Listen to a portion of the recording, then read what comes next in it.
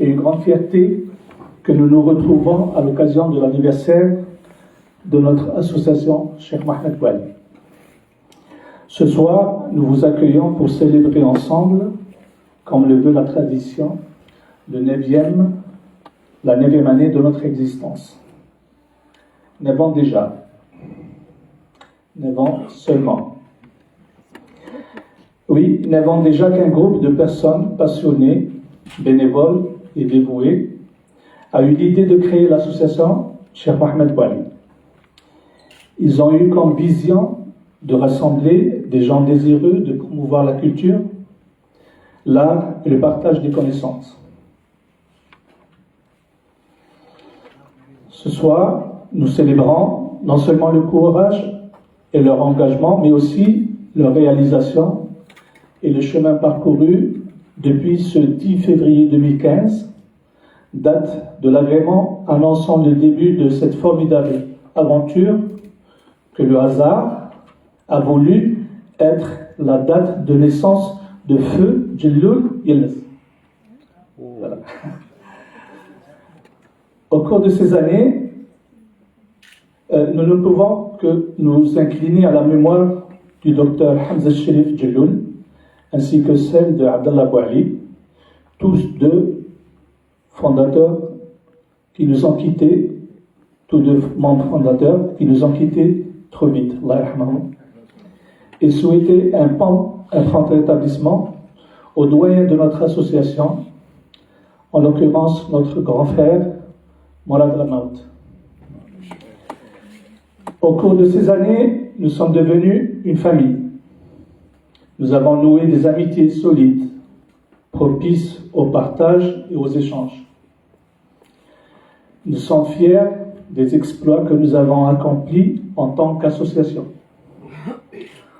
En ce jour spécial, nous tenons également à remercier tous les mécènes et donateurs qui, sans leur générosité, nous n'aurions pas pu organiser autant d'événements de qualité et à participer activement à la vie culturelle de notre communauté. 9 ans seulement, car notre ambition est d'être toujours dans l'action et toujours prospère dans l'avenir. Un avenir qui, justement, commence ce soir avec la réception du professeur Mourad Yilmaz, un invité de marque qui nous fait l'immense privilège d'être parmi nous en acceptant si gentiment notre invitation à partager notre fête d'anniversaire. Un anniversaire hommage à la mémoire de Feu Djelloul Yilmaz, son père. Merci de l'applaudir chaleureusement.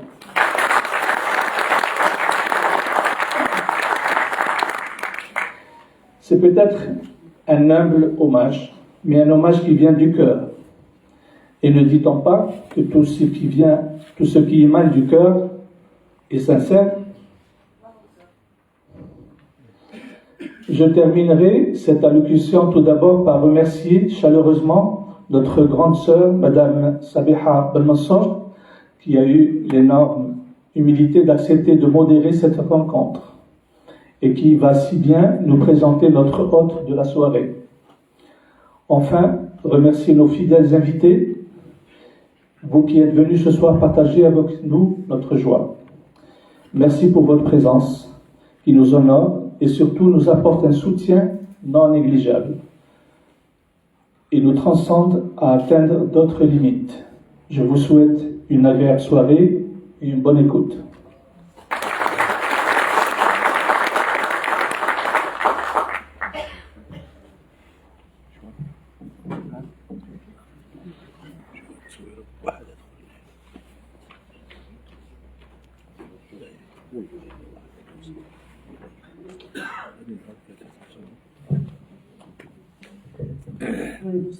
Merci beaucoup.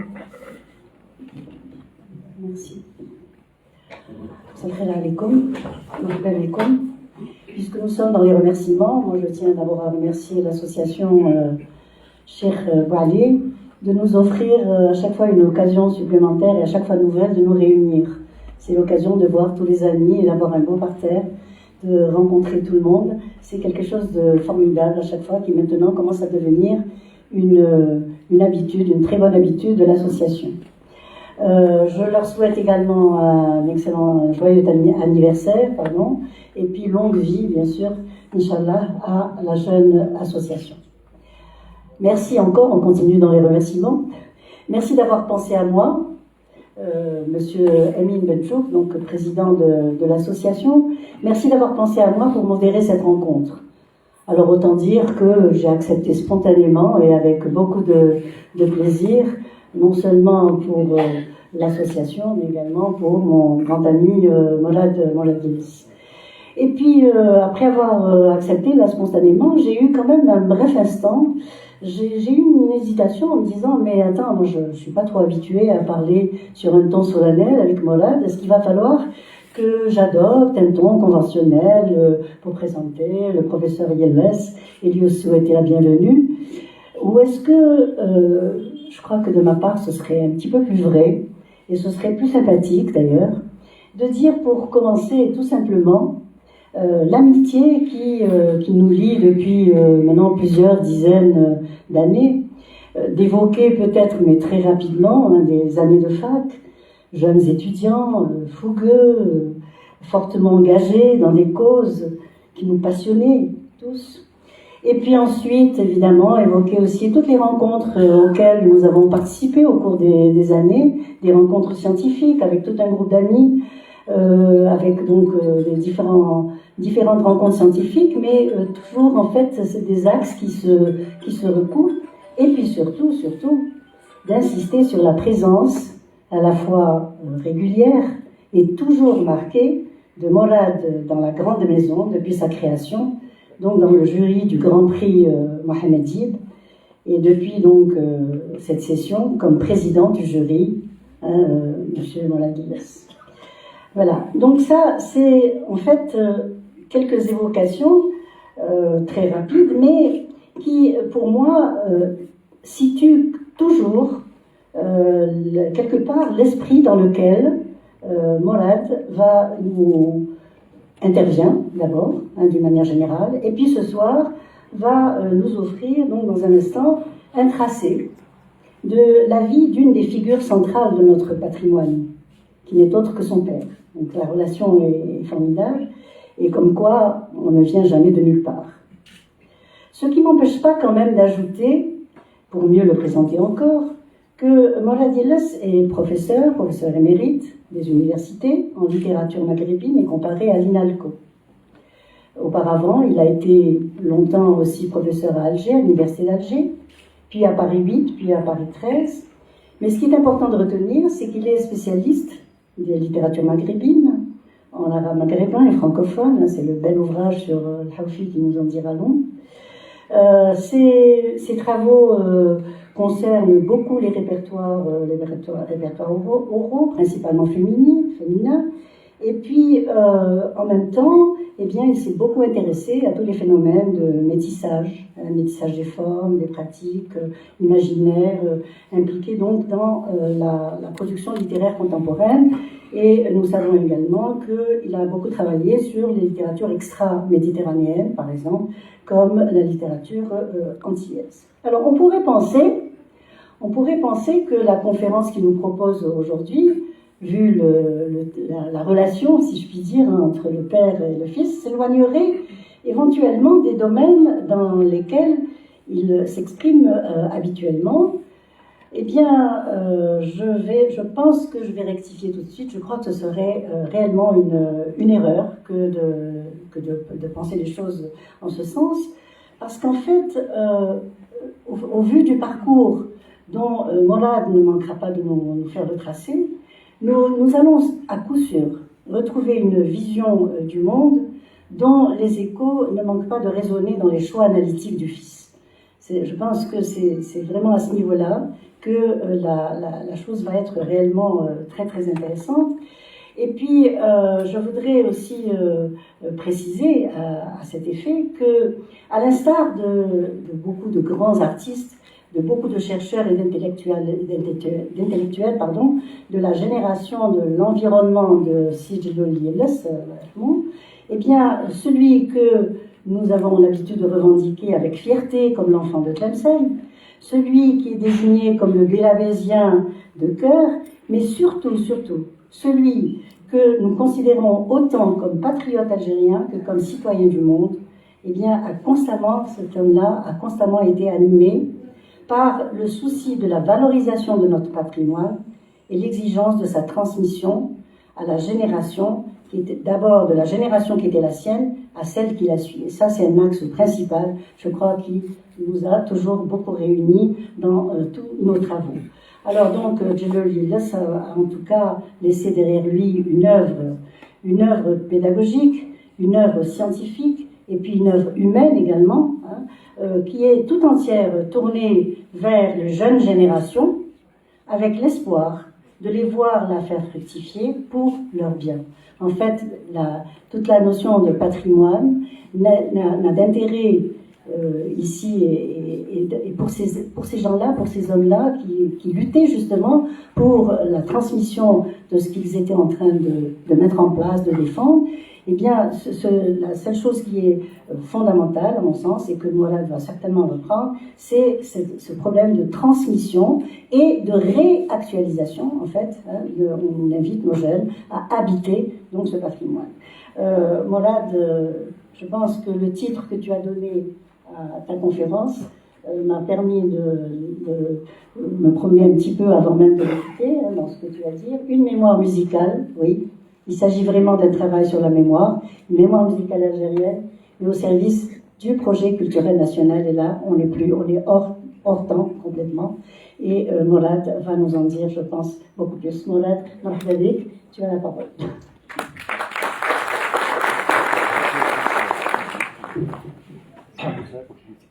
Alors, je voudrais d'abord vous excuser si par moment je serais peut-être un petit peu ému. Vous avez peut-être compris pourquoi. D'abord parce que je suis à Tlemcen, que je suis parmi tant de visages familiers, amis, et que j'ai une grande joie de retrouver ici à Tlemcen. Et d'autre part, effectivement, pour la circonstance qui nous réunit, d'abord l'anniversaire, joyeux anniversaire à l'association, une belle association avec des initiatives absolument remarquables dont j'ai entendu parler même très loin, pas plus tard qu'il y a quelques jours encore à Budjaya. Et donc la figure de quelqu'un qui effectivement a traversé son siècle de manière parfois chaotique, parfois sous l'éclairage d'une certaine actualité, et qui globalement, je trouve, n'a pas probablement reçu l'intérêt qu'il aurait probablement dû recevoir, mais il n'est pas le seul, malheureusement, et encore une fois, je suis certainement ému aussi à cause de cela. Mais je voudrais d'abord remercier mon amie Sabeha pour les mots, les paroles éminemment élogieuses qu'elle a pu formuler à mon regard, et puis surtout sur la manière dont elle a présenté l'angle d'attaque, je puis dire. C'est absolument celui que je voudrais suivre. Donc, alors avant de commencer, je voudrais d'abord remercier très chaleureusement l'association, donc Cheikh Seydou Ali, pour cette invitation qui est arrivée un peu comme un ovni, vraiment. Amin m'a très aimablement informé qu'il y avait quelque chose qui se préparait et vraiment, j'avoue qu'au départ, j'étais un petit peu, pas sceptique, mais un petit peu, bon, je m'interrogeais, on va dire, parce que c'est vrai que souvent, il y a beaucoup de projets qui sont comme ça, évoqués ici et là, et qui n'aboutissent pas, mais là, vraiment, ce soir, nous sommes ici présents, tous ensemble réunis, et j'avoue que je suis vraiment très, très impressionné. Donc, bravo à l'équipe, bravo à l'association, et vraiment, Inch'Allah,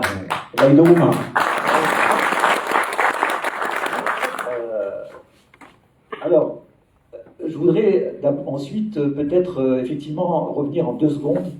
Alors, je regarde peut-être les organisateurs pour me dire éventuellement quel est le timing, puisqu'on a pris un peu de retard. Moi, si vous êtes d'accord, je peux parler toute la nuit, il n'y a aucun problème. Je suis quelqu'un de très bavard, surtout quand je parle de choses qui m'intéressent. Donc, Anna Zbalia, il n'y a aucun problème. Je vous demande le timing. C'est bon? Très bien. C'est parti. Alors, la première des choses, effectivement, excusez-moi, je suis de formation universitaire, j'ai l'habitude de travailler dans un cadre universitaire, et compte tenu de ces contraintes, Mais je vous rassure, je vais essayer de faire aussi simple que possible. Mais il y a quand même un minimum de préalables méthodologiques que je voudrais un petit peu poser. À commencer par le sens de cet hommage. D'abord, il y a une chose que je voudrais tout de suite mettre au point avec vous, c'est que je vais parler de quelqu'un qui est mon père. Je pense que chacun d'entre vous ici, je pense tous ceux qui sont, et toutes celles qui sont ici présents, savent très bien que le rapport que nous avons avec la mémoire de nos parents est une chose extrêmement compliquée. Il y a beaucoup de choses qui sont dites, beaucoup de choses qui ne sont pas dites. Et il faut en fait faire l'expérience de commencer à essayer de dialoguer avec nos anciens pour se rendre compte qu'il y a des choses, il y a des questions qu'on a posées au bon moment, il y en a d'autres qu'on a posées au mauvais moment, il y en a d'autres qu'on a tout simplement oublié de poser. Et c'est le cas, en ce qui me concerne. Avec mon père, nous avions l'habitude de discuter énormément. Dès mon enfance, ma prime enfance, j'ai le souvenir, à table, je devais avoir peut-être, 6, 7 ans, 8 ans, on discutait énormément à table. Et on discutait de tout. De littérature, de sciences, de religion, de musique, de plein de choses. Et ça s'est poursuivi tout au long de sa vie. Je lui dois, à mon père, je lui dois d'avoir choisi le hawfi comme objet de recherche. Pour l'anecdote, au tout départ, je voulais travailler sur le conte. Et c'est un jour, en discutant, parce que, encore une fois, je discutais énormément avec mon père, et il me dit, écoute, le conte, c'est un sujet vaste, tu vas te perdre, le conte. Pourquoi tu ne travailles pas sur quelque chose de plus simple et qui n'y a pratiquement rien? Sur quoi? Au tout départ, ça me paraissait complètement farfelu. Et en réalité, c'est vrai que ça a été un travail splendide que je continue à mener. Et je découvre pratiquement chaque jour ou chaque semaine, je découvre de nouvelles choses dans ce domaine du patrimoine. Et c'est grâce à mon père. C'est mon père qui m'a aiguillé sur cette piste. Et il est intervenu très régulièrement dans mes orientations méthodologiques, scientifiques, humaines. Et donc, on parlait énormément de choses. Mais en fait, alors, il y avait énormément d'anecdotes. Mon père avait une mémoire absolument prodigieuse. Il se rappelait, mais alors, jusqu'à ces derniers jours ou ces dernières semaines, il était capable de citer un détail très précis de son enfance alors qu'il avait 4 ans, 5 ans. Il se rappelait parfaitement des choses. Donc, il y avait beaucoup d'anecdotes dans nos échanges, mais en réalité, je n'avais pas pensé à noter tout ce qu'il me disait, les dates, les lieux, les personnes qu'il a rencontrées. Il a rencontré énormément de gens dans sa vie. Et ce n'est que vers peut-être 3-4 ans avant son décès que j'ai brusquement réalisé qu'il fallait absolument que je le fasse. D'autant plus que, pour ajouter à la complexité des choses, je vais en parler tout à l'heure, mon père, je l'ai toujours vu occupé de livres ou d'écriture. Il écrivait, d'ailleurs je suis en train d'essayer de mettre un peu d'ordre dans ses archives, il a laissé des milliers de fiches, avec une toute petite écriture très fine, très belle d'ailleurs. Et donc, partant de l'idée que je le voyais en train d'écrire, je me disais, il va écrire, finalement ça va déboucher sur quelque chose. Et ça n'a pas débouché. Donc quand j'ai pris conscience de l'urgence, j'ai décidé qu'il fallait que je l'enregistre. Donc je l'ai enregistré. J'ai à peu près une quinzaine d'heures d'enregistrement avec mon père. Mais là aussi, c'était des discussions où on faisait beaucoup d'échanges. Et en fait, j'ai oublié de lui poser beaucoup de questions. En particulier sur des dates, des événements, etc. Donc il y a certainement des choses dans ce que vous allez voir, certains d'entre vous ici, d'ailleurs j'ai commencé à en parler avec quelques-uns d'entre vous ici dans la salle, il y a probablement des choses que je vais dire qui sont peut-être fausses, ou en tout cas qui ne sont pas très précises. Donc je lance un appel à ceux d'entre vous qui l'ont très bien connu, qui pourront éventuellement m'aider à rectifier des dates ou des périodes, parce que vraiment j'en ai besoin, tout ça dans la perspective de publier un livre sur sa vie, son parcours et les orientations de sa pensée surtout. Voilà, alors ça c'est la première des choses. Donc ça c'est vraiment un problème méthodologique. Ensuite, je voudrais là aussi, et là mon ami Sabeha y a très judicieusement fait référence, par-delà l'évocation d'un homme, le tribut rendu à une figure intellectuelle et artistique, je souhaiterais aussi, et surtout peut-être, profiter de cette remarquable occasion qui nous est donnée pour vous inviter à m'accompagner dans un parcours biographique qui devrait nous permettre de réfléchir ensemble à des questions qui touchent au plus profond de notre vécu et de notre destin d'Algériens et d'Algériennes. Donc je n'ai pas du tout la prétention, et je pense que mon père aurait été très fâché s'il avait appris. Mon père n'est pas nécessairement un exemple, c'est simplement quelqu'un qui a participé à un moment dans sa vie à une génération qui a été une génération charnière. Et il est important que les jeunes générations sachent ce qui s'est passé à ce moment-là. Alors, pas nécessairement pour les glorifier au point d'en faire des héros. Ce n'étaient pas des héros, c'était simplement des patriotes, des gens qui vivaient dans une condition très précise, qui ont fait tout ce qu'ils ont pu pour maintenir le cap, moralement parlant, politiquement parlant, idéologiquement parlant. Et il est important que la transmission se fasse de génération en génération. Et que sans tomber dans la glorification, parce que tout homme a ses défauts, toute femme a ses défauts, mon père en avait, il avait ses qualités et ses défauts, mais en tout cas, ce qui est intéressant d'un point de vue sociologique, socio-anthropologique, socio-historique, c'est comment des hommes comme mon père et d'autres, bien d'autres, autour de lui, et il y en a ici un certain nombre dont je vois les figures, amis, cette génération a pu passer le flambeau dans un contexte très compliqué à la génération qui a suivi. Donc il y a des questions qui sont soulevées à travers l'itinéraire de mon père. J'en cite quelques-unes, mais il y en a beaucoup d'autres. Par exemple, comment définir les caractéristiques de la génération à laquelle a appartenu Djello Gibbs? Comment définir cette génération? Qu'est-ce que c'était au fond? Une génération de transition, une génération... je pense ici à la très belle formule de mon ami Abdelkader Djerloul, qui parlait à un moment donné d'une génération qui était dans une posture qu'il appelait résistance-dialogue. Résistance-dialogue. C'est-à-dire qu'on est dans le face-à-face colonial, on négocie, on résiste, mais on essaye de prendre chez l'autre ce qu'il est possible de prendre pour nourrir le combat. Et j'aime beaucoup la formule de Abdelkader Djerloul, donc résistance-dialogue. Ça peut être une manière de définir cette génération. En quoi et dans quelles conditions a-t-elle participé à l'élaboration et à la concrétisation du projet national? Par le biais idéologique, par le biais politique, par le biais culturel, de l'art, etc. Et dans ce contexte, qu'en est-il du rôle de la musique et des musiciens dans la réalisation du projet national? On peut faire en plus un travail de comparaison. Est-ce que ce qui s'est passé à Tlemcen s'est passé de la même manière à Constantine ou à Alger? On voit bien que non. Il y a des similitudes, mais il y a aussi des différences, compte tenu des spécificités de chacune de ces villes et des contextes. Autre question, comment définir et traiter l'épineuse question? Alors là, je vais peut-être faire grincer quelques dents, susciter quelques sourires entendus. L'épineuse question de la sauvegarde et de la transmission du patrimoine musical. Et là, évidemment, inévitablement, c'est la question de la transcription. Une vaste question sur laquelle j'ai eu bien souvent l'occasion de discuter avec mon père, et il avait là-dessus des avis très tranchés, d'ailleurs que j'ai retrouvé dans les témoignages sonores que j'ai réalisés avec lui. Autre question, quel rapport entre culture populaire et culture nationale? On fait souvent l'amalgame, mais ce n'est pas nécessairement la même chose. Est-ce que, qu'en était-il, par exemple, chez mon grand-père, dont je vais parler tout à l'heure, donc Blerdier, donc un artisan, féru de musique terroir, appartenant à une certaine génération, dans quelle posture était-il par rapport à l'idée nationale, comment ça pouvait fonctionner dans sa tête, et dans quel rapport était-il lui-même avec son propre père? Je ne sais pas. Il me parlait beaucoup de son père. J'ai moi-même des souvenirs de mon grand-père, mais je n'ai jamais pensé à lui demander, au fond, quels étaient les vrais rapports. Il y a d'autres rapports que je vais évoquer tout à l'heure qui sont très beaux, justement, qui pour moi appartiennent à la culture populaire, mais pas à la culture nationale. C'est autre chose.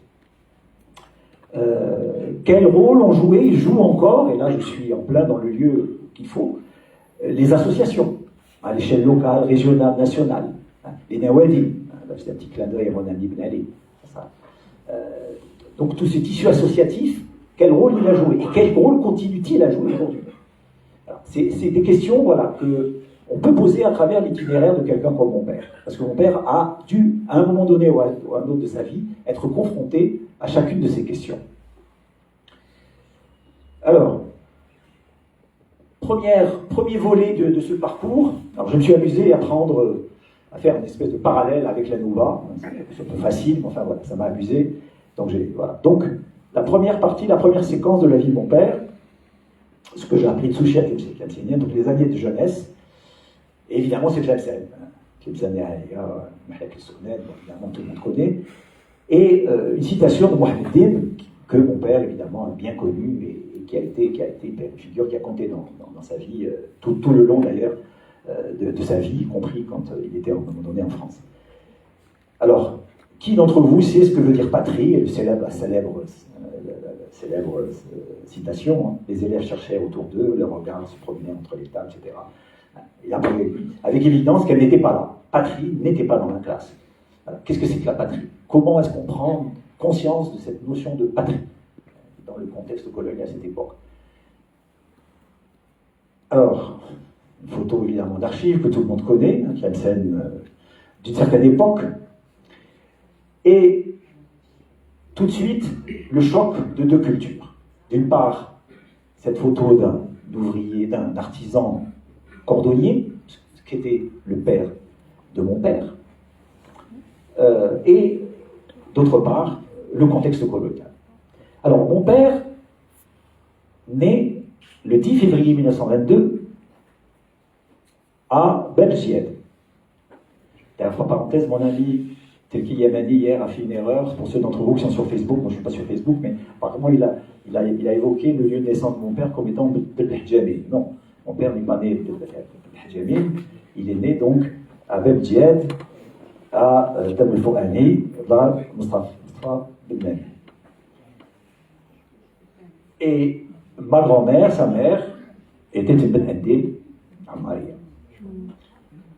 Et donc, il naît à Belgique et à l'âge de 4 ans, il déménage à Belgique, d'abord en tant que locataire, et petit à petit, mon grand-père, va être en état de racheter l'intégralité des 3 pièces de cette petite maison traditionnelle. Et donc, ça va être la maison familiale que j'ai connue moi-même, évidemment, toute mon enfance, si vous allez régulièrement pendant les vacances. Alors, il entame sa scolarité à l'école communale, c'est-à-dire l'école des cieux, tout en suivant les cours de l'école coranique. Mais sa scolarité va être rapidement interrompue, puisqu'il va quitter l'école, et il va être amené très tôt à compléter par lui-même sa formation scolaire et sa culture générale. Mon père est un autodidacte, mais un autodidacte brillant, qui a souvent, comme les autodidactes, été capable de rattraper très largement son pseudo-retard. Alors, pendant un certain moment, après avoir quitté l'école, il papillonne un petit peu, il ne sait pas très bien ce qu'il veut faire. Bon, mon grand-père le houspille un peu, il serait peut-être temps de commencer à faire un apprentissage. Mon père continue un petit peu à ne pas tellement s'engager dans une voie, jusqu'au jour où, par un effet du hasard, il est avec un ami, Dibhabado, qu'il va retrouver ensuite à Belabès, qui lui dit, écoute, viens avec moi. Il l'accompagne, et en fait, Dibhabado faisait de la clarinette. Et mon père l'accompagne, il découvre la clarinette, et c'est l'émerveillement, l'éblouissement.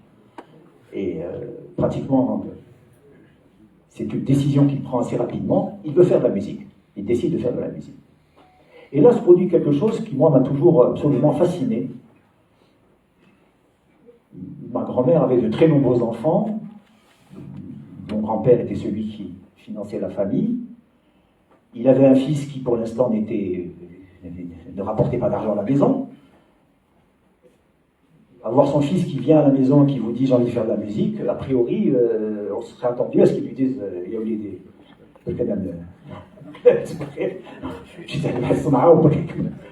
Or, pas du tout. Pas du tout. Mon grand-père, qui était illettré, mais qui était un homme de culture, et de grande culture, lui dit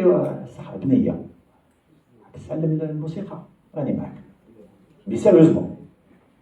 Et il va l'épauler et l'aider de manière incroyable. C'est-à-dire qu'il va lui payer des cours alors qu'il était blergé, avec 12 ou 13 enfants à charge, payer des cours particuliers chez une Française, Madame Lamotte, qui donnait des cours privés à l'FMSN. Il lui fait venir de France des partitions. Et mieux que ça, et ça c'est quelque chose que j'ai découvert bien plus tard, il lui achète un piano que j'ai connu moi-même. J'ai connu le piano, ce piano. Et pendant des années, je n'ai jamais eu la présence d'esprit de me dire mais que fait un piano dans une maison traditionnelle telle qu'Hadjani? Eh bien, c'était le piano que mon grand-père avait payé à mon père. Vous imaginez un peu? C'est des gens sans culture. C'est des gens extrêmement cultivés. La culture fait partie intrinsèque de la civilisation citadine. À Tlemcen et ailleurs, d'ailleurs. Voilà. L'exemple d'un père qui est capable de comprendre son fils. Et il a épaulé tout aussi longtemps qu'il a pu. Donc, il se lance dans la musique, il prend des cours, et à peu près au même moment, il va commencer à fréquenter Cheikh Rabib Saleh. Et là-dessus, mon père m'a raconté en détail comment les choses se passaient, où Cheikh Rabib attendait les clients, et vers midi et demi, et tout en marchant, mon père commençait à noter, à transcrire. Ça, c'était. C'était encore le respect. Mais à force de fréquentation, il est arrivé le moment où mon père a pu rentrer dans la maison de Cheikh Rabib Saleh. Il m'a raconté, il a rencontré Cheikh Redouane, etc., ses enfants. Et il voyait comment Cheikh Redouane, d'ailleurs là aussi, c'est des descriptions que mon père me donne qui sont extrêmement précieuses. Comment Cheikh Rabib Saleh travaillait régulièrement son répertoire. Tous les matins, tous les après-midi, il répétait. Il avait une petite, dans sa petite pièce et il sortait ses textes et il répétait. Chaque jour que Dieu faisait. C'était comme ça. Le travail, c'est l'organisation et la rigueur. Et donc, cette figure de Cheikh Rabib Saleh, c'est une figure qui a été très marquante dans la vie de mon père. Et donc, voilà. Et les rapports d'ART, il me racontait, c'était assez amusant parce que, bon, c'est dans des détails un peu techniques. Il disait, je notais. Et je relisais ce que j'avais noté. Et je me rendais compte, et je demandais à Cheikh Rabib de réinterpréter le morceau. Mon père avec la clarinette, et Cheikh Rabib à la mandoline. Et je me rendais compte de ce qu'il ne répétait pas de la même manière. Ce qui, pour mon père qui transcrivait, posait un problème. Quelle était la bonne version? Donc ça a mis très tôt mon père en face du problème de la transcription. Qu'est-ce qu'on garde comme transcription et comment ça se passe dans l'oralité musicale? Mais à l'époque, il était incapable, il n'avait pas encore les outils pour y répondre. Donc, et puis surtout, il a décidé. Ah oui, mon père me rapporte aussi qu'à un moment donné, mon père a eu le typhus. Et Cheikh Rabib Saleh est venu le voir à la maison, pour prendre ses nouvelles. Parce qu'il avait disparu de la circulation, et ça a beaucoup touché mon père. Et donc, en parallèle, mon père fréquente les milieux intellectuels de sa génération, de cette jeunesse, et le milieu associatif. Alors là aussi, j'ai beaucoup de blancs, hein. Il y a beaucoup de choses qui me manquent. Je sais qu'il a fréquenté les Amis du Livre, ça je sais. Et surtout, ce que je sais, c'est qu'il découvre, à l'époque, mon oncle, l'aîné de mes oncles, donc Abdelkarim Lahmo, qui lui-même était féru de littérature, faisait venir, tenez-vous bien, là aussi, dans un milieu de babouchiers tlemcenien, il faisait venir de France des lots de livres du Mercure de France et de Bordas. Imaginez-vous. Donc mon père a découvert, et Mohamed Dib d'ailleurs en a profité. Parce que mon oncle Abdelkarim permettait aussi de lire les livres qu'il faisait venir de France, par colis. Donc, voilà un peu le milieu dans lequel... Et mon père a découvert, donc avec d'autres de sa génération, la littérature soviétique, sur le ton paisible, etc., la littérature russe, les grands classiques, même les classiques français d'ailleurs, on en a cité plein d'ailleurs, qui disaient à cette époque. Et tout ça, c'est autour des Amis du Livre, etc. C'est-à-dire que mon père continuait à compléter sa formation d'autodidacte, évidemment, mais de manière absolument extraordinaire. Et puis, et parallèlement à ça, il y avait évidemment la prise de conscience politique. parce que Tlemcen, à l'époque, ça bouillonnait. Et donc, par exemple, mon père va adhérer au PPA. Bon. Mais là-dessus, l'expérience ne va pas être très concluante, parce qu'il me raconte que le jour où Messa Haj est rentré de France, quand il a vu l'espèce de culte de la personnalité qui commençait à se graviter autour des salines, ça ne lui a pas plu du tout. Donc il a pris ses distances par rapport à ce qui lui semblait un peu exagéré. Et puis je pense qu'il y avait peut-être aussi l'idée qu'il y avait une sorte d'impasse idéologique à ce moment-là. Donc il va se rapprocher du Parti communiste, mais là aussi toujours un peu en franc-tireur, ce qui ne va pas l'empêcher d'être stalinien jusqu'à sa mort. Mon père était stalinien jusqu'à sa mort. J'ai eu des discussions avec lui terribles. J'avais beau lui dire oui, mais le goulag, si ce n'était pas les soviétiques, le monde aurait perdu. Les nazis auraient été au pouvoir. C'est Staline qui a sauvé la guerre. Voilà. Bon, donc mon père est stalinien. Mais là aussi, il était très, très, très critique par rapport à la politique de manière générale. Et il va découvrir aussi la musique. J'ai oublié d'en préciser. Alors là, son grand amour de jeunesse, c'était Beethoven. Quand j'étais jeune, c'était Beethoven. Ah, Beethoven, voilà, j'écoutais beaucoup Beethoven. Et alors il aimait Beethoven parce que pour lui c'était un poète, c'était un musicien, un génie, mais un génie patriotique. Alors, ce qu'il aimait chez Beethoven, c'est pas nécessairement le lyrisme, le romantisme, c'était l'esprit patriote, et la musique allemande patriotique. Voilà, donc, et finalement vient le jour où il arrive à convaincre son père qu'il faut qu'il aille à Alger. Donc il va aller à Alger. Et donc, pardon, excusez-moi, du coup j'ai oublié de faire dérouler voilà. Alors, ah oui, c'est l'occasion de rendre un hommage au passage à son cousin Béchir Illes, qui avec Mohamed Dib, évidemment, était figuré parmi le groupe de personnes qu'il fréquentait. Alors voilà, excusez-moi, j'ai oublié donc deux personnalités, deux tropismes intellectuels et culturels dans une vie de vieille tradition citadine. Voilà. Vous voyez, je fais exprès d'opposer un petit peu toujours un peu deux types de profils. Mais ça allait d'un côté et ça allait de l'autre. Alors voilà, évidemment, deux portraits de gens qui ont été très proches de lui, qui lui sont restés toute leur vie, Mohamed Dib et Béchir. Alors, l'autre phase qui commence à partir d'Alger, c'est les années de formation.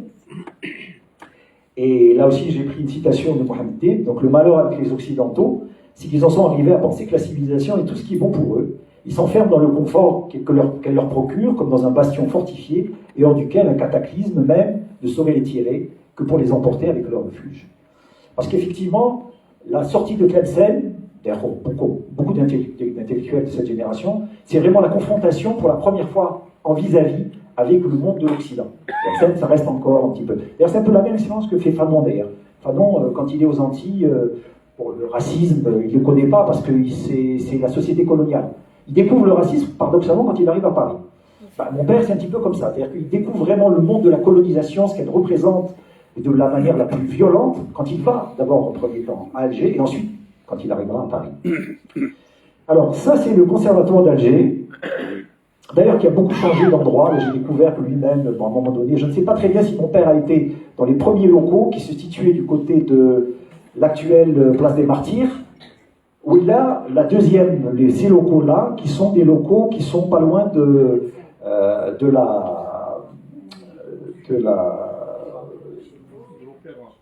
l'opéra. Voilà, merci.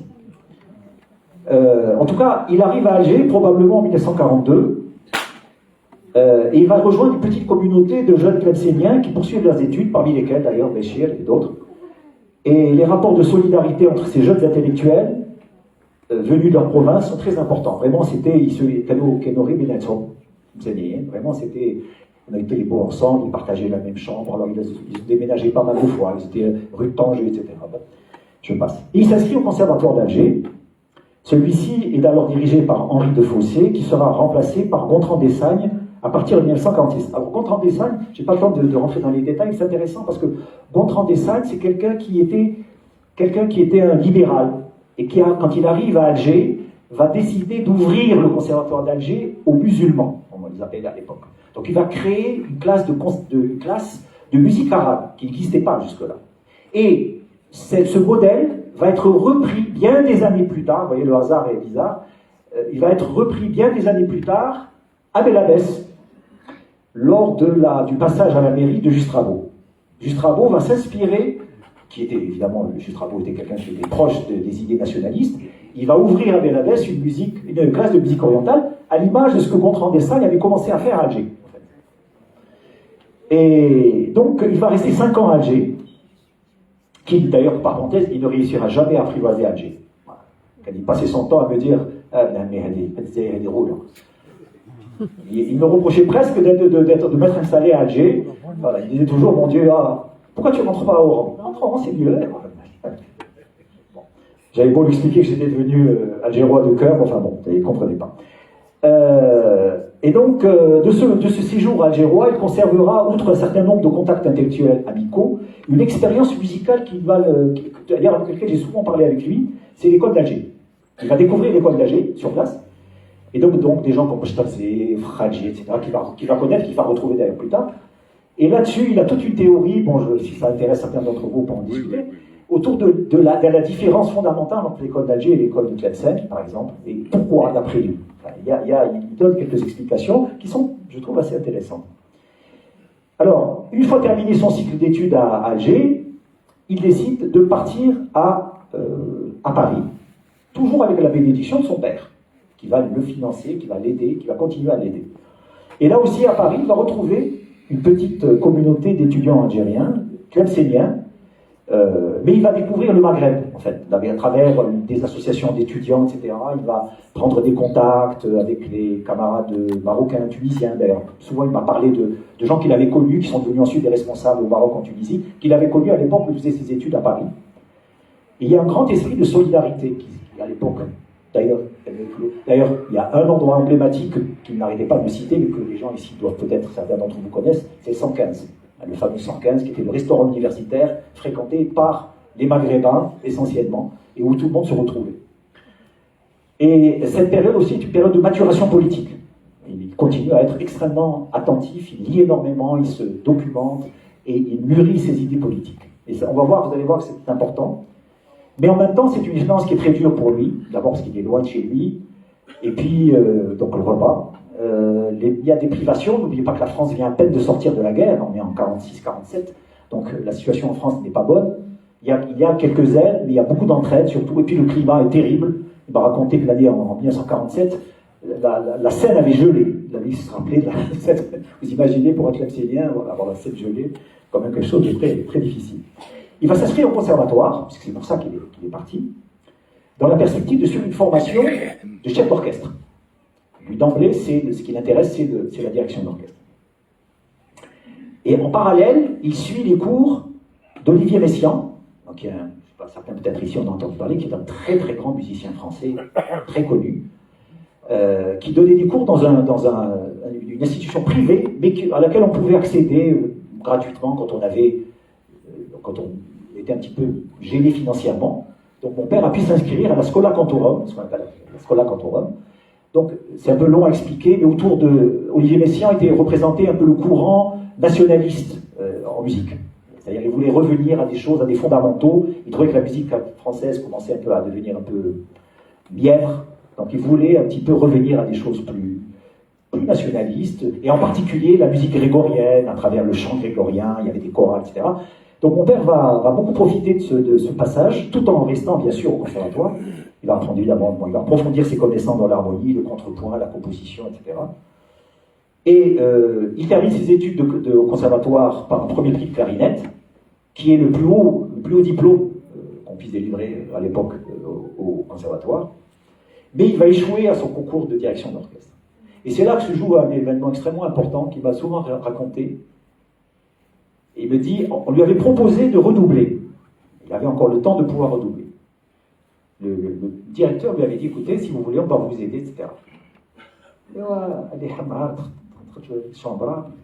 me disais, mais qu'est-ce qui m'a pris de me lancer dans la direction d'orchestre? À supposer que je réussisse. Maintenant, je suis un colonisé, arabe.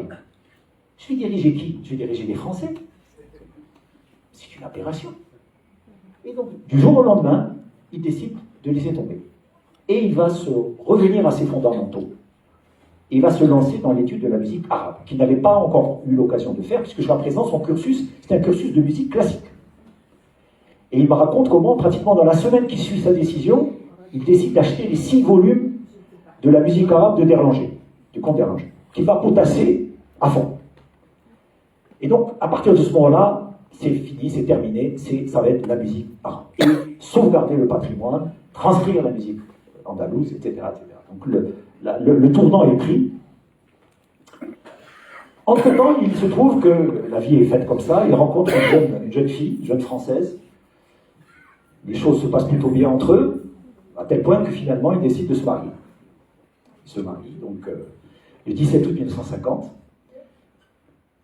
À l'époque, c'est pas évident. Le mariage mixte, il n'y en a pas énormément. Et donc, ça pose des problèmes, du côté derrière, dans les deux familles.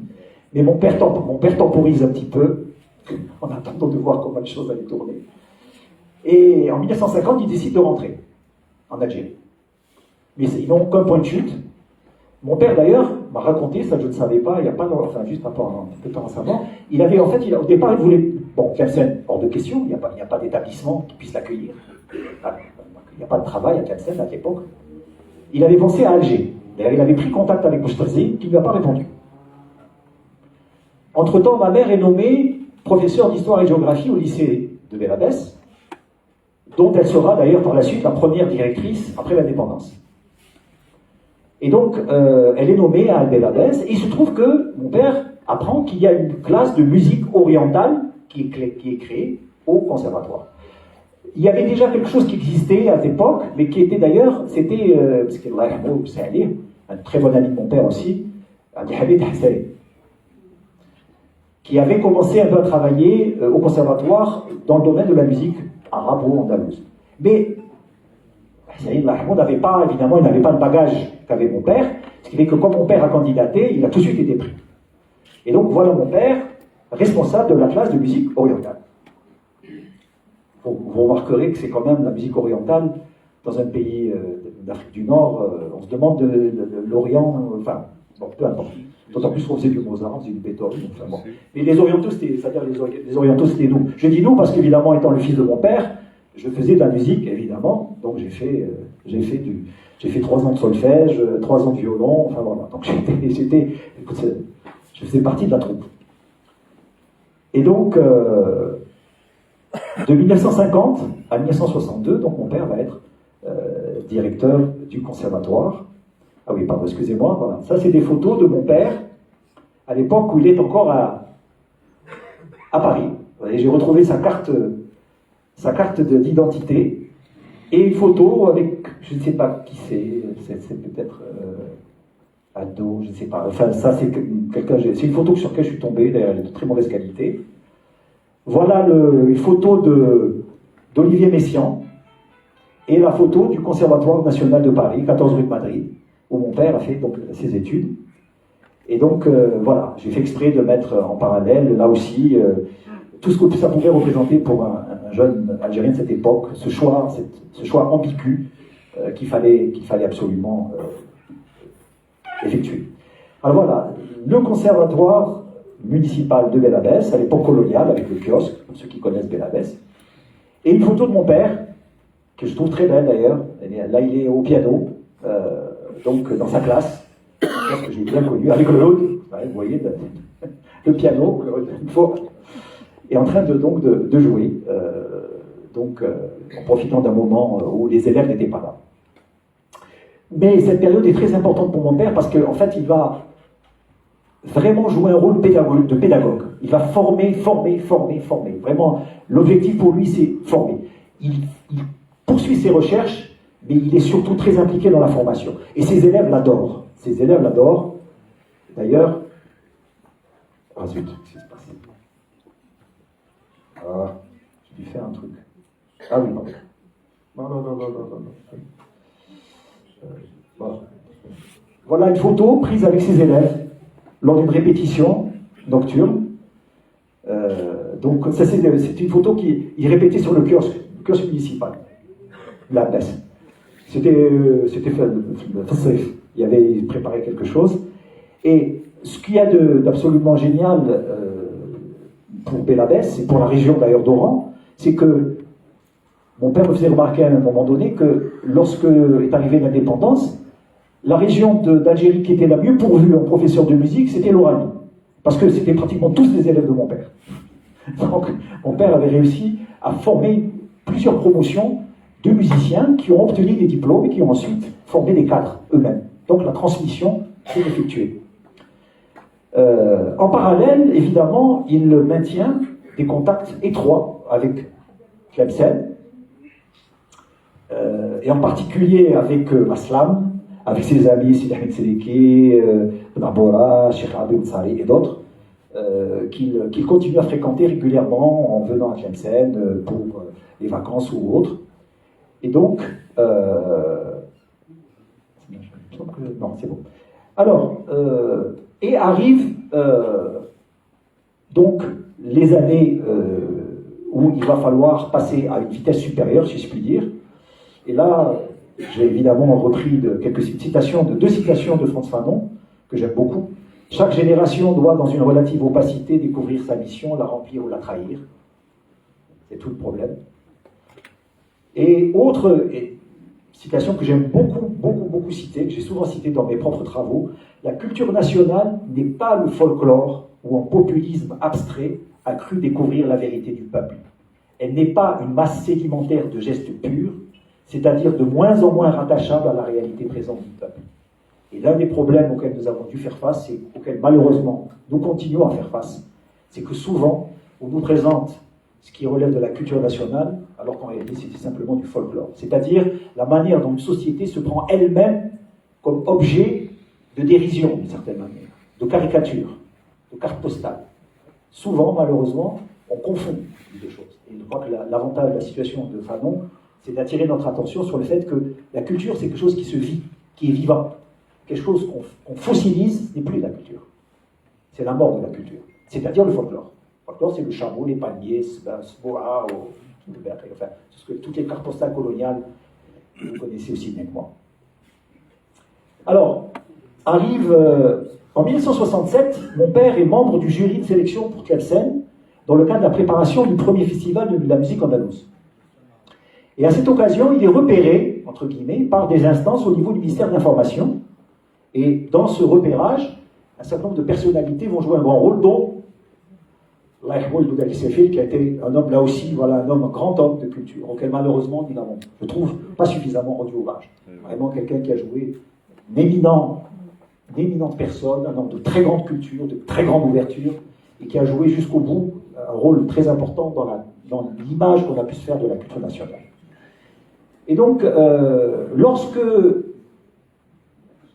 Yahya Allah Yahmo se met dans l'idée de réformer ou d'initier une nouvelle politique dans le domaine de la musique en Algérie, il a besoin de quelqu'un. Et on va lui dire, quelqu'un lui dit, mais écoutez, ah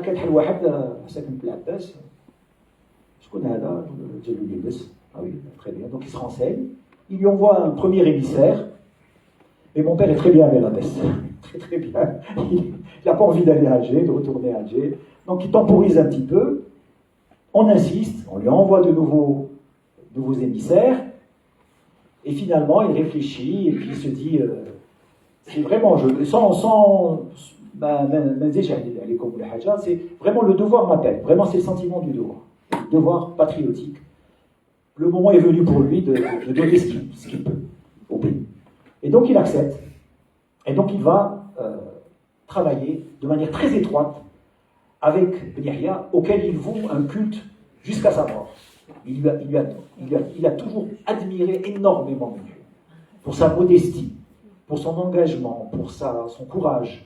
Je me rappelle, il nous arrivait de Fidil Konen Fouto, on descendait vers l'unité de Chmourad, il était 11h30, minuit, on allait chez mon oncle qui à l'époque habitait en haut de la l'unité de Chmourad, il nous montrait la fenêtre en haut du bâtiment, vous voyez, pour ceux qui connaissent Alger, c'est juste en face, c'était à l'époque, c'est juste en face du Sacré-Cœur, avec la station d'Attrac. Et il m'a montré, il m'avait regardé, et il a été, mon père nous a dit, chaque fois qu'on avait besoin de lui, il était là, nuit et jour. Et donc, grâce à son aide, alors Alors ça, c'est un petit souvenir, un petit clin d'œil, hein, évidemment, à ce premier festival de la musique andalouse et à la remise de la célèbre médaille à l'Aslam, avec Mahmoud Fadja, qui était là aussi un grand ami de mon père. Et grâce donc, grâce à l'aide de Mouhia, donc l'Institut va commencer à être, va être dans les tuyaux. Et mon père va dans un premier temps demander à travailler donc chargé de mission. Parce qu'il est dans un premier temps, il est dans des repérages, et ne sait pas du tout comment monter cette institution qui est vraiment très ambitieuse. Il n'y a pas de modèle, donc il demande à faire des missions. Donc il va en Tunisie, il va en Hongrie, parce qu'à l'époque la Hongrie était les pays du bloc socialiste avaient beaucoup développé la recherche dans le domaine de la musique. Et donc, quand il est certain d'avoir rassemblé le maximum d'informations, il revient et il dit à ce moment-là, je suis prêt. Et donc, l'Institut est créé. Alors, je ne sais pas si c'est pas visible, c'est trop petit, mais pour résumer les choses, au fond, la vocation essentielle de l'Institut, elle est triple. Elle est d'une part dans la collecte des archives de la musique algérienne. D'autre part, elle est dans la formation. En particulier, alors pas la formation à l'échelle moyenne, c'est la formation à l'échelle supérieure, c'est-à-dire les virtuoses. Donc, mon père, l'INM, l'éducation à la musique, va obtenir des bourses et va envoyer en formation des dizaines de boursiers, donc en violon, flûte, etc., dans différents instruments, beaucoup en Union soviétique, donc former des virtuoses pour les futurs orchestres. Et en même temps, donc, valoriser le patrimoine, le diffuser, publier, faire de la recherche, l'enregistrer, faire de la recherche. Donc, voilà. Donc, collecter, recherche, comprendre comment fonctionne cette musique et transmettre le patrimoine. Et pour ce faire, il va s'entourer de toute une équipe de musicologues étrangers et algériens, donc des soviétiques, des Allemands, absolument. Donc, voilà. Donc, alors ça, c'est les locaux actuels de l'INM, rue Hassan Beyah, pour ceux qui se rappellent un petit peu. C'est une photo que j'ai prise récemment. Et là, voilà deux photos à l'Institut. La première, alors mon père est en plein travail avec quelqu'un qui était Elsner, donc Elsner qui était l'Allemand. Et mon père me raconte d'ailleurs, là aussi, dans les entretiens, il me dit, mais j'avais demandé à M. Elsner de me transcrire peu importe, un petit morceau de partition. Et il revient, il me la présente. Je dis, mais ça veut rien dire, c'est pas du tout ça, c'est pas comme ça. Et donc, il s'est mis à travailler avec lui. Et là, clairement, on est en train de voir comment mon père, en fait, rectifie et aide Elsner, qui lui vient d'un enseignement académique européen, occidental. Il aide à comprendre les subtilités de la nouba. Parce que c'est pas donné à l'esprit, à une oreille occidentale, de s'habituer, et surtout à noter. Et la deuxième, c'est effectivement le réseau des amis, dont vous voyez entre autres, c'est et avec donc il y a tout un ensemble d'amis et d'informateurs et d'experts, parmi lesquels, voilà, là aussi des amis, dont mon professeur, notre professeur, Kamel Mahmoud, et tant d'autres. Hein, excusez-moi, pardon pour ceux que j'oublie. Je vous ai dit tout à l'heure, j'ai beaucoup de blancs dans mes archives. Mais voilà, donc des amis qui ont beaucoup aidé mon père, lui aussi. Et parmi ceux qu'il a vraiment côtoyé pendant toute une période, c'est Cheikh Abdelkendeli, que je croisais d'ailleurs souvent dans les escaliers, puisque nous habitions, nous avions un logement de fonction à l'Institut même, et je le croisais assez souvent. Et donc mon père a été très très proche de Cheikh Abdelkendeli, à une époque où d'ailleurs lui-même traversait une grosse période de problèmes.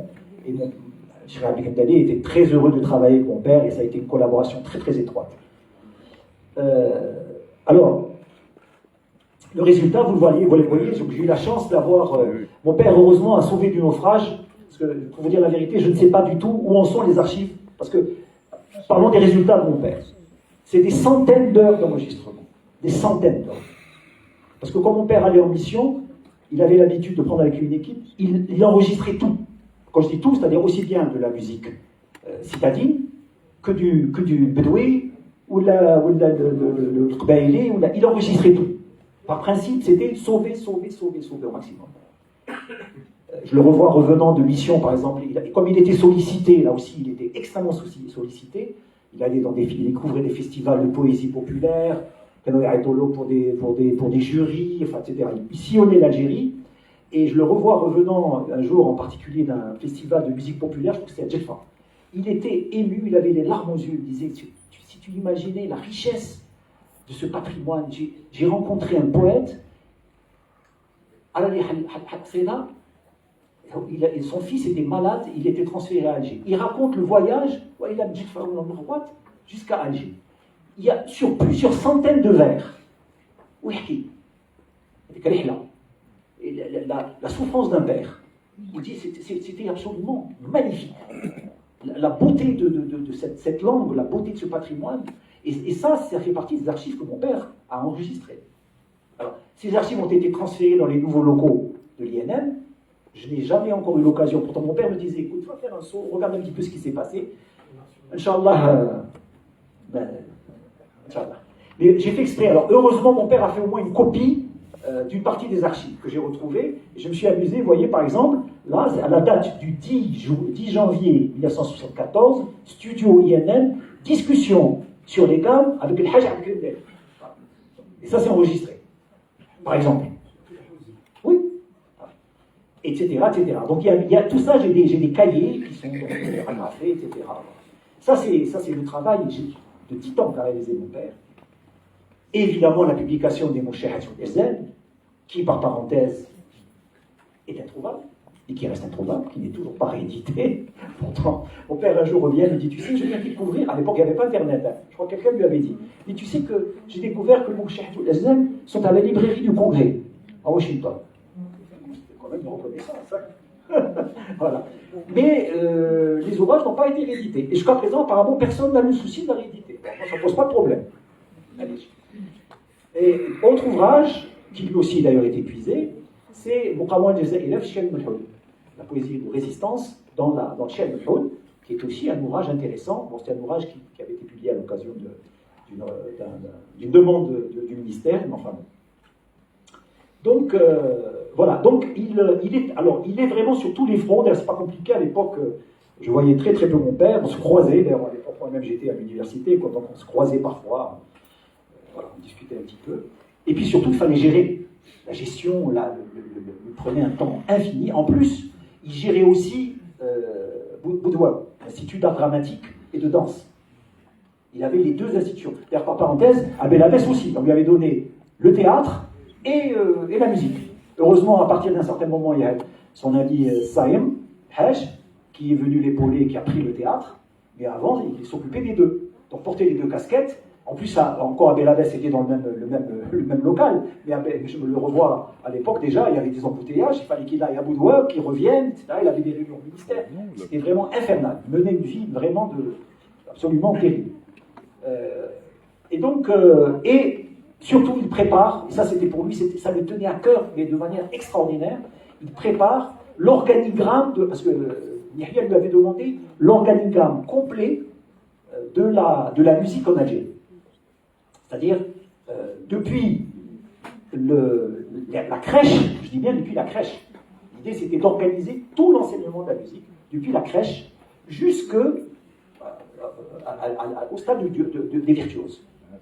Et il avait travaillé pendant des mois sur cet organigramme, qui était pratiquement prêt, qui était prêt à être voté, enfin être présenté au Conseil des ministres, quand arrive le changement de ministère. Et donc arrive Taleb, qui, pour des raisons obscures, mais malheureusement terriblement efficaces, va mettre le projet, et d'autres projets d'ailleurs, dans les tiroirs. Ce qui fait que cet organigramme qui aurait institutionnalisé la musique, et qui aurait permis par là même de valider les diplômes, qui aurait évité les aberrations que nous avons rencontrées pendant des années, où les élèves qui sortaient de l'INM avaient un diplôme qui n'avait aucune valeur. Et arrive à voir. Parce qu'il n'y avait pas d'organigramme. Parce que l'organigramme n'est jamais passé. Voilà. Petite mésaventure, mais énorme conséquence. Et donc, rapidement, bon, il est remplacé par l'ami Chiché, avec laquelle les rapports sont un peu compliqués, on parle d'autre chose. Et finalement, il monte au ministère, il est nommé conseiller, c'est-à-dire qu'il est mis au placard.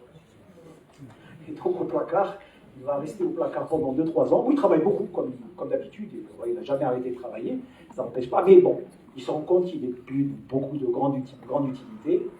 Donc il demande à prendre sa retraite, il va rentrer à Belabès, et où il va continuer à travailler d'ailleurs.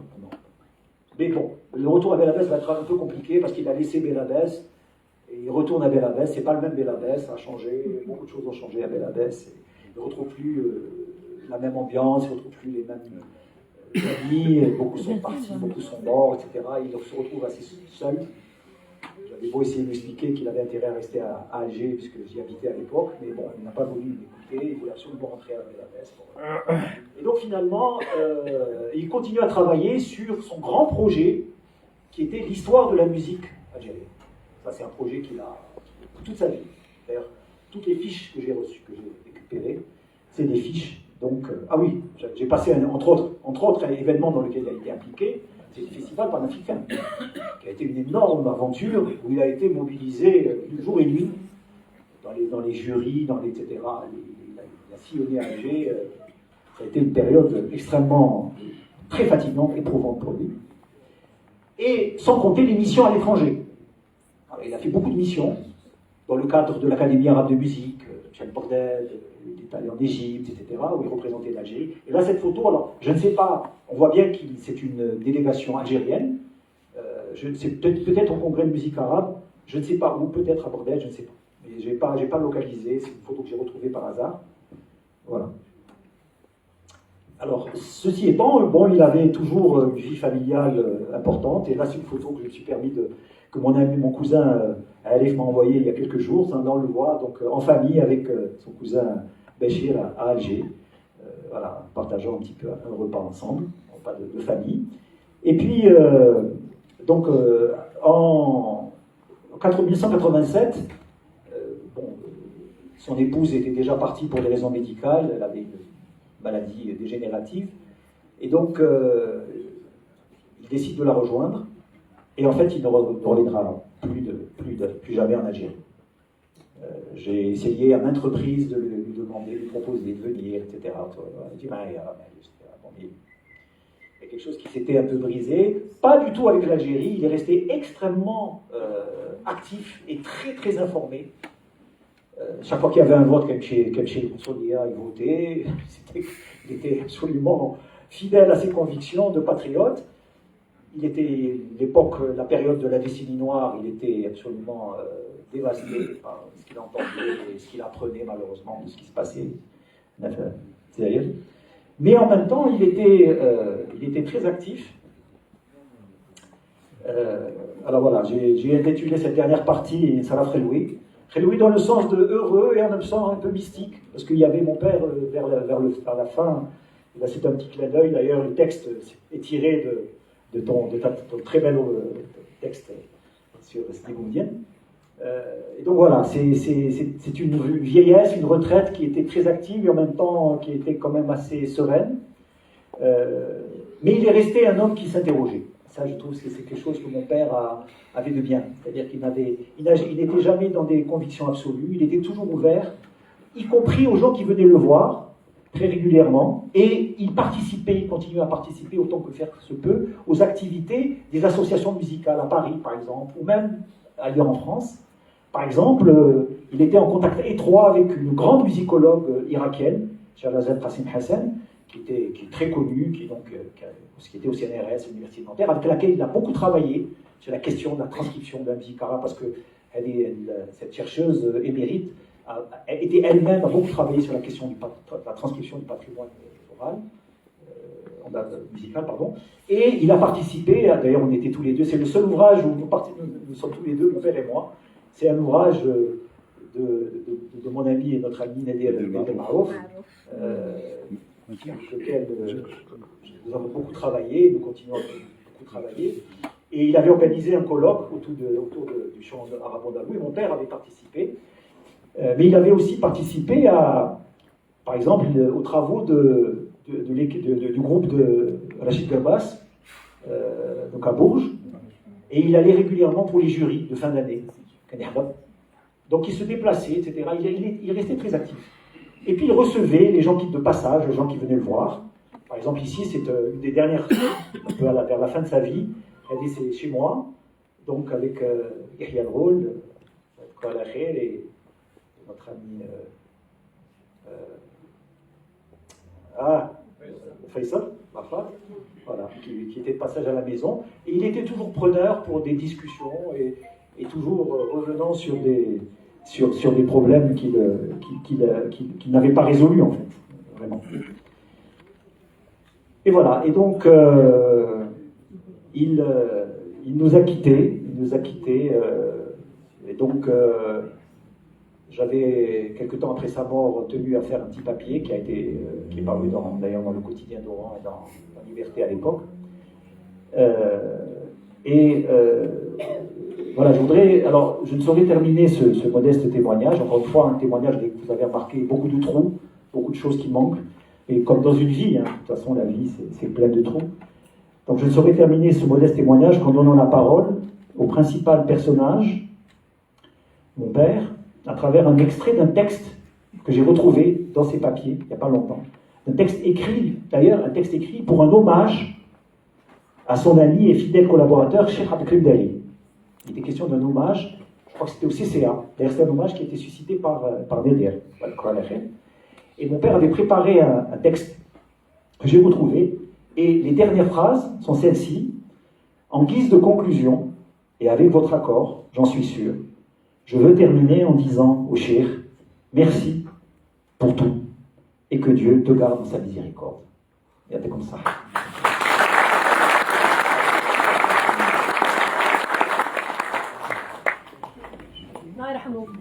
Oui, merci beaucoup Mourad pour tous ces moments de grande émotion.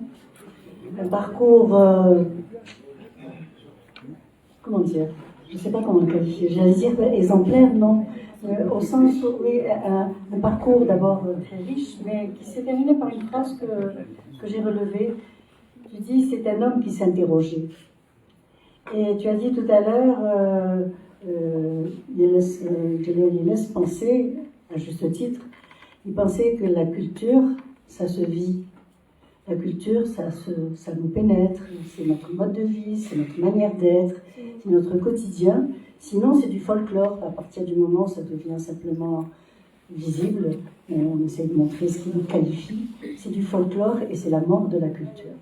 Je crois qu'un parcours comme celui de Jalloul Yelles est un exemple pour nous, surtout pour nos jeunes générations. Moi, je travaille beaucoup avec les jeunes, et je leur dis à chaque fois que le patrimoine n'a de raison d'être, le travail sur la mémoire n'a de raison d'être, que si on investit l'espace de cette mémoire avec nos propres questionnements. C'est-à-dire que si ça se fait en conjonction avec l'attente actuelle, avec les questionnements actuels, et je crois qu'un tel parcours, en ce sens, est un parcours exemplaire. C'est un exemple de la façon dont, parti de rien, en fait, autodidacte, quand on est autodidacte, c'est qu'on n'a rien de concret, de construit, je vais dire, et puis arriver à de tels résultats dans toute sa vie, c'est quelque chose d'extraordinaire. Et je crois que là je ne vais plus rien dire d'autre. Je vais laisser la parole à la salle, parce que je pense qu'il doit y avoir des personnes qui vont demander soit des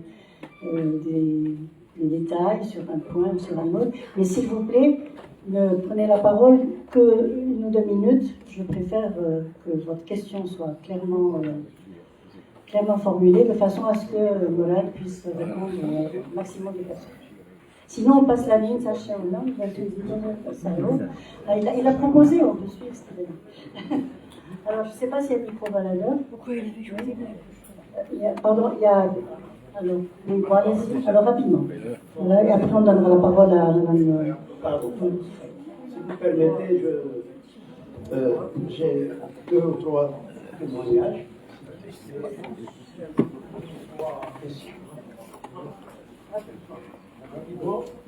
J'ai eu l'honneur de connaître. J'ai eu l'honneur de connaître Sijilul Chaouch, lors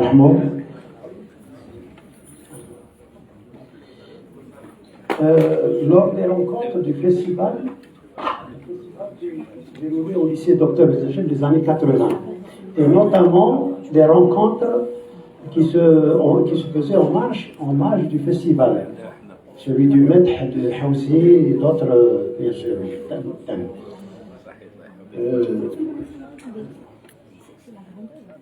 Il y a le deuxième témoignage. La deuxième rencontre, c'était lors du Festival des Arts Populaires à Alger en 1978, où il était responsable des activités, des manifestations, surtout les soirées musicales. C'était en 1978 où l'association Aliat Andalous, dont j'étais membre, représentait l'AMSEN.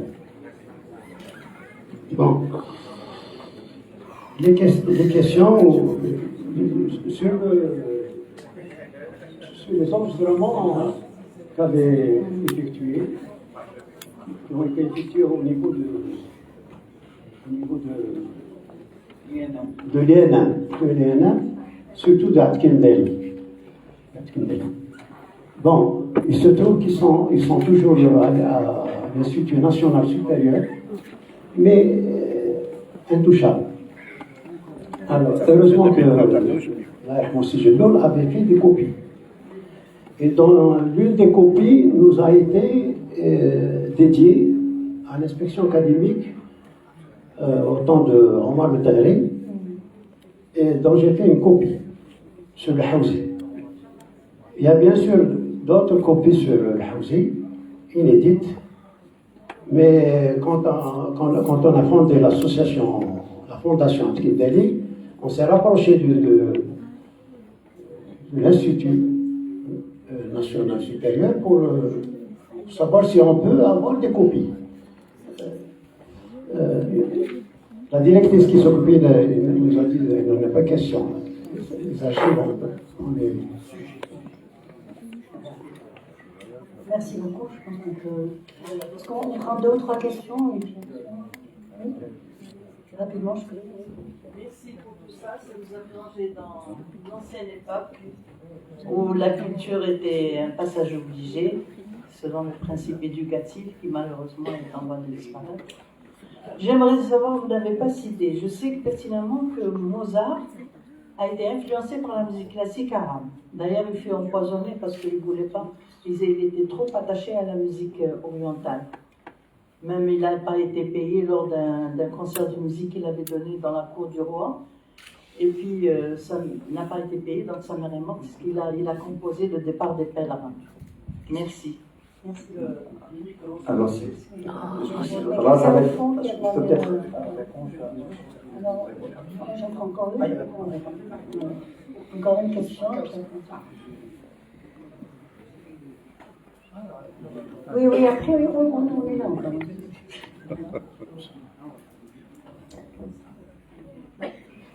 Ah, pour moi, je croyais que. Je crois que ton émotion a été contagieuse. Je suis très ému par tout ce que j'ai écouté et entendu jusqu'à maintenant. Je remercie l'association Cheikh Mohamed Mouali pour cette opportunité qui est absolument extraordinaire. Et je suis heureux de me retrouver parmi vous. Je suis heureux de me retrouver dans cette société encore vivante. Il y a beaucoup de choses à dire. Concernant les archives au niveau de l'Institut, on m'a fait appel dernièrement pour donner des cours sur la musique algérienne. Ils font tout sauf la musique algérienne et ils m'ont parlé de ces archives, me demandant est-ce que je pourrais jeter un coup d'œil et puis qu'est-ce qu'il y a possibilité de faire. J'avoue que jusqu'à maintenant, je n'ai pas voulu m'investir parce que ça nécessite quand même une approche beaucoup plus profonde, scientifique et là. Mais je me fais un honneur de voir un petit peu qu'est-ce qu'il y a possibilité de faire. Pour Abdelkrim Dali, je suis heureux de dire qu'il a été mon professeur, je suis très heureux, c'est un bonheur pour moi de l'avoir connu. Il paraît qu'il y a 700 heures d'enregistrement au niveau de la... Dans quel état, je ne sais pas. Mais à la Manachela, dans quel état. Je ne vais pas trop m'étaler, mais il y a une question qui me titille, que vous-même vous avez posée, c'est quel est le regard de votre père Allah yarhamou sur cette différence ou cette complémentarité entre l'école de Tlemcen et l'école d'Alger, et merci. Autre chose pour terminer, nous sommes toujours les occidentaux de certains et les orientaux pour d'autres. Merci. Merci.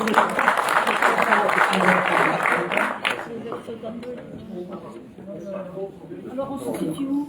On répond puis après on prend notre question. Quelle est votre position? Alors, tout d'abord, merci pour les témoignages. C'est la meilleure. Mais on s'est promis de rester en contact, donc... Non, c'est leur problème à eux, ça. Alors, pour Mozart, ça va être très simple. Je suis désolé de vous décevoir. Mon père avait horreur de Mozart. Il le trouvait mièvre. J'avais beau essayer de lui expliquer. D'ailleurs, mon père et moi, on avait de grosses discussions sur les goûts musicaux. Personnellement, Beethoven n'est pas tel... Je vais choquer certainement beaucoup de gens. Beethoven, c'est pas tellement mon truc. Moi, j'adore la musique baroque. Donc, quelque part, Mozart me parlait. Et je lui avais beau lui expliquer, je lui disais, mais comment se fait-il que toi, venant de la tradition musicale qui est la nôtre, tu devrais être beaucoup plus sensible au baroque, parce que le baroque, c'est vraiment la variation, etc. Comment se fait-il que tu préfères? Et lui, en fait, j'ai compris, je pense que c'est... je pense pas, je suis presque certain que lui, chez Beethoven, c'était vraiment cette espèce de violence, de passion révolutionnaire, etc. Mais Mozart, il le trouvait mièvre. Donc, le petit sautillement, etc. Donc, voilà. Donc, le problème est réglé. Mozart, c'est pas la tasse de thé de mon père. Alors, pour noter, alors écoute, alors là, ces archives, c'est un... Donc, c'est Stéphane. Je ne sais pas dans quel... Enfin, par expérience, pour ceux qui savent un petit peu ce qu'il en est des archives dans le monde entier, en tout cas en France, tout le monde sait que les conservateurs de musées, quels qu'ils soient, pour eux, un transfert d'archives, c'est l'équivalent à une catastrophe. Même en prenant et Dieu sait si en France ou ailleurs, on prend des précautions. Mais on sait pertinemment que même en prenant des précautions, transférer des archives, on va en perdre. Une bonne partie, si ce n'est, voilà. Donc, ils les ont transférés. Comment s'est opéré le transfert? Est-ce qu'il a été fait dans de bonnes conditions? Est-ce que, etc. Comment est-ce qu'il a atterri là-bas? Est-ce qu'il était correctement? Bon, ce dont je peux témoigner, c'est qu'à l'époque de mon père, il y avait la responsable, d'ailleurs par parenthèse, qui figure dans une nouvelle de Assia Djobar. Pour ceux qui ça intéresse, dans l'appartement, il y a une séquence, parce que Assia Djobar avait contacté mon père, elle voulait avoir accès aux archives musicales parce qu'elle travaillait sur un documentaire. Elle voulait faire un documentaire sur Alger. Elle avait besoin d'une bande-son. Donc elle avait pensé à travailler justement sur les Houfi d'ailleurs. Et donc elle était allée voir mon père et mon père lui avait dit écoutez, regardez avec l'archiviste. L'archiviste était une Allemande, mariée à un Algérien, Madame Kalash. Et c'était les enregistrements, elle avait un registre, tout était noté. Donc quand mon père est parti, il a laissé toutes les archives en parfait état de recension. Tout était recensé. Et alors, ce qui est inquiétant, c'est que, justement, on refuse l'accès aux archives. Parce que quand on refuse l'accès aux archives, en général, c'est qu'on n'est pas très sûr de l'état dans lequel elles sont. Ce qui serait une catastrophe, hein, parce que c'est vrai. C'est juste, tu as parlé tout à l'heure de 700 heures. C'est Absolument. Le reste, n'en parlons pas. Non, c'est un trésor, mon père a rassemblé. Enfin, mon père et son équipe, parce qu'il allait avec une équipe. Alors, juste rapidement, pour l'école d'Alger, alors on aura l'occasion de reparler. Mon père avait une hypothèse. Il disait, évidemment, alors, bon, là aussi, mon père était, ce qu'il y avait de remarquable chez mon père, c'est qu'il était capable, toujours, quelle que soit la situation, de faire la part des choses entre la démarche musicologique et le goût personnel. Il me disait ce qu'il aimait, ce qu'il n'aimait pas. Mais en même temps, il justifiait chaque fois les choses en disant, mais après tout, il faut comprendre d'abord comment fonctionnent les choses. Après, on peut aimer ou ne pas aimer, mais d'abord comprendre. Et lui, clairement, l'école d'Alger, c'était pas tellement son truc. Voilà, clairement.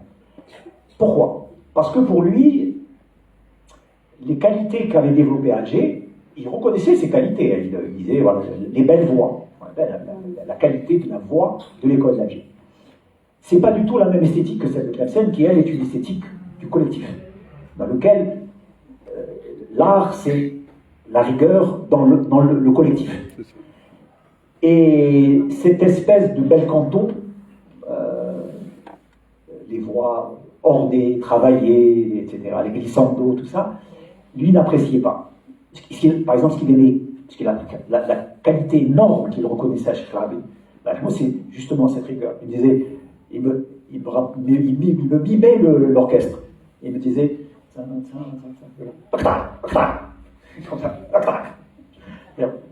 le tempo, le juste tempo, c'est-à-dire la rigueur. Alors que Alger, on peut aimer, on peut... Et mon père, lui, me disait, je pense que ça s'est passé à l'époque turque. Alger était une capitale cosmopolite, dans laquelle il y avait un brassage de populations, dont d'ailleurs des Italiens, des gens qui venaient. Donc il y a eu des influences qui sont venues de l'extérieur. Et ce métissage, ce melting pot musical a produit une esthétique particulière à Alger qui a été, on a préféré dégager les belles voix. Ce qui n'a pas été du tout le cas de Tlemcen. Pour des raisons qui tiennent probablement à l'histoire même de Tlemcen, qui a été bien sûr une cité royale, mais qui est restée enclavée d'une certaine manière. C'était pas un port. Les ports sont toujours effectivement des lieux, des carrefours, d'échanges, etc. Et donc ça a donné lieu, alors, c'est une hypothèse de mon père, pas de moi, en tout cas je trouve qu'elle est intéressante à suivre. Voilà un petit peu. Alors, quand aux orientaux, les occidentaux, effectivement, on est ceux du couchant, et on est vu par les occidentaux comme les orientaux, et par les orientaux comme les occidentaux. C'est notre destin. Merci, M. Mourad. Tout d'abord, j'ai envie de, surtout que vous êtes là, parler du Houfi, puisque vous avez fait des recherches. Par définition, c'est un genre musical destiné à la gente féminine. Or, on dit que pour la première fois, il a été composé par un homme qui s'appelait Ruh al-Gharib. Et là, il y a le texte, Ashqad Ruh al-Gharib, Jlalu Yadouin, Skoun Djabou Sma, ونعاند الروي واليوم يا حبابي نركب خانوني نعكس على بغيول في الارض يسبقني. Donc, est-ce qu'il y a une part de vérité ou est-ce des gens? Ça, à titre d'information. Deuxièmement, concernant le feu Djedloul, je sais qu'il avait la conviction totale que ce patrimoine devait être transcrit. De l'autre côté, il y a beaucoup de gens qui n'étaient pas d'accord sous prétexte que cette musique va perdre son âme.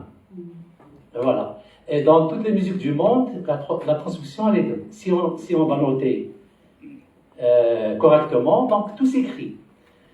Est-ce que vous êtes au courant que le feu Djedloul, parce que j'ai appris ça par la famille Ritri, qui était stagiaire chez moi dans le temps, que M. Djedloul, le feu, a transcrit et solfié des youyous des femmes sur différentes tonalités égales.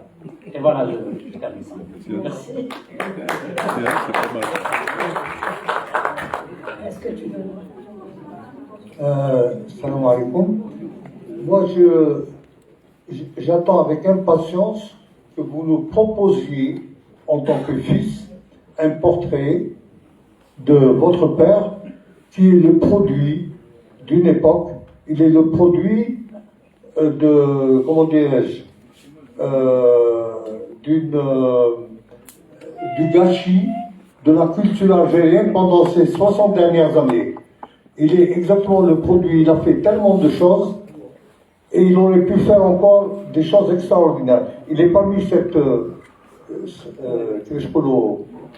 génération d'intellectuels, d'artistes et d'intellectuels qui auraient fait avancer l'Algérie des millénaires. Il était magnifique. Moi, je l'ai connu en tant que pédagogue, déjà dans le milieu journalistique. Pendant les festivals de la musique andalouse qui avaient lieu à Alger, eh bien, comment il intervenait, il aidait des journalistes à se retrouver dans la musique andalouse. Vous savez qu'il y a toujours eu une dualité entre l'école d'Alger et l'école de Tlemcen. Et heureusement qu'il y a eu Abdul Dali, qui servait un peu de réconciliateur entre les deux écoles. Heureusement qu'il a eu avec lui Alger. Sinon, on aurait coulé à partir d'Alger. Moi, je l'ai vu vraiment souffrir.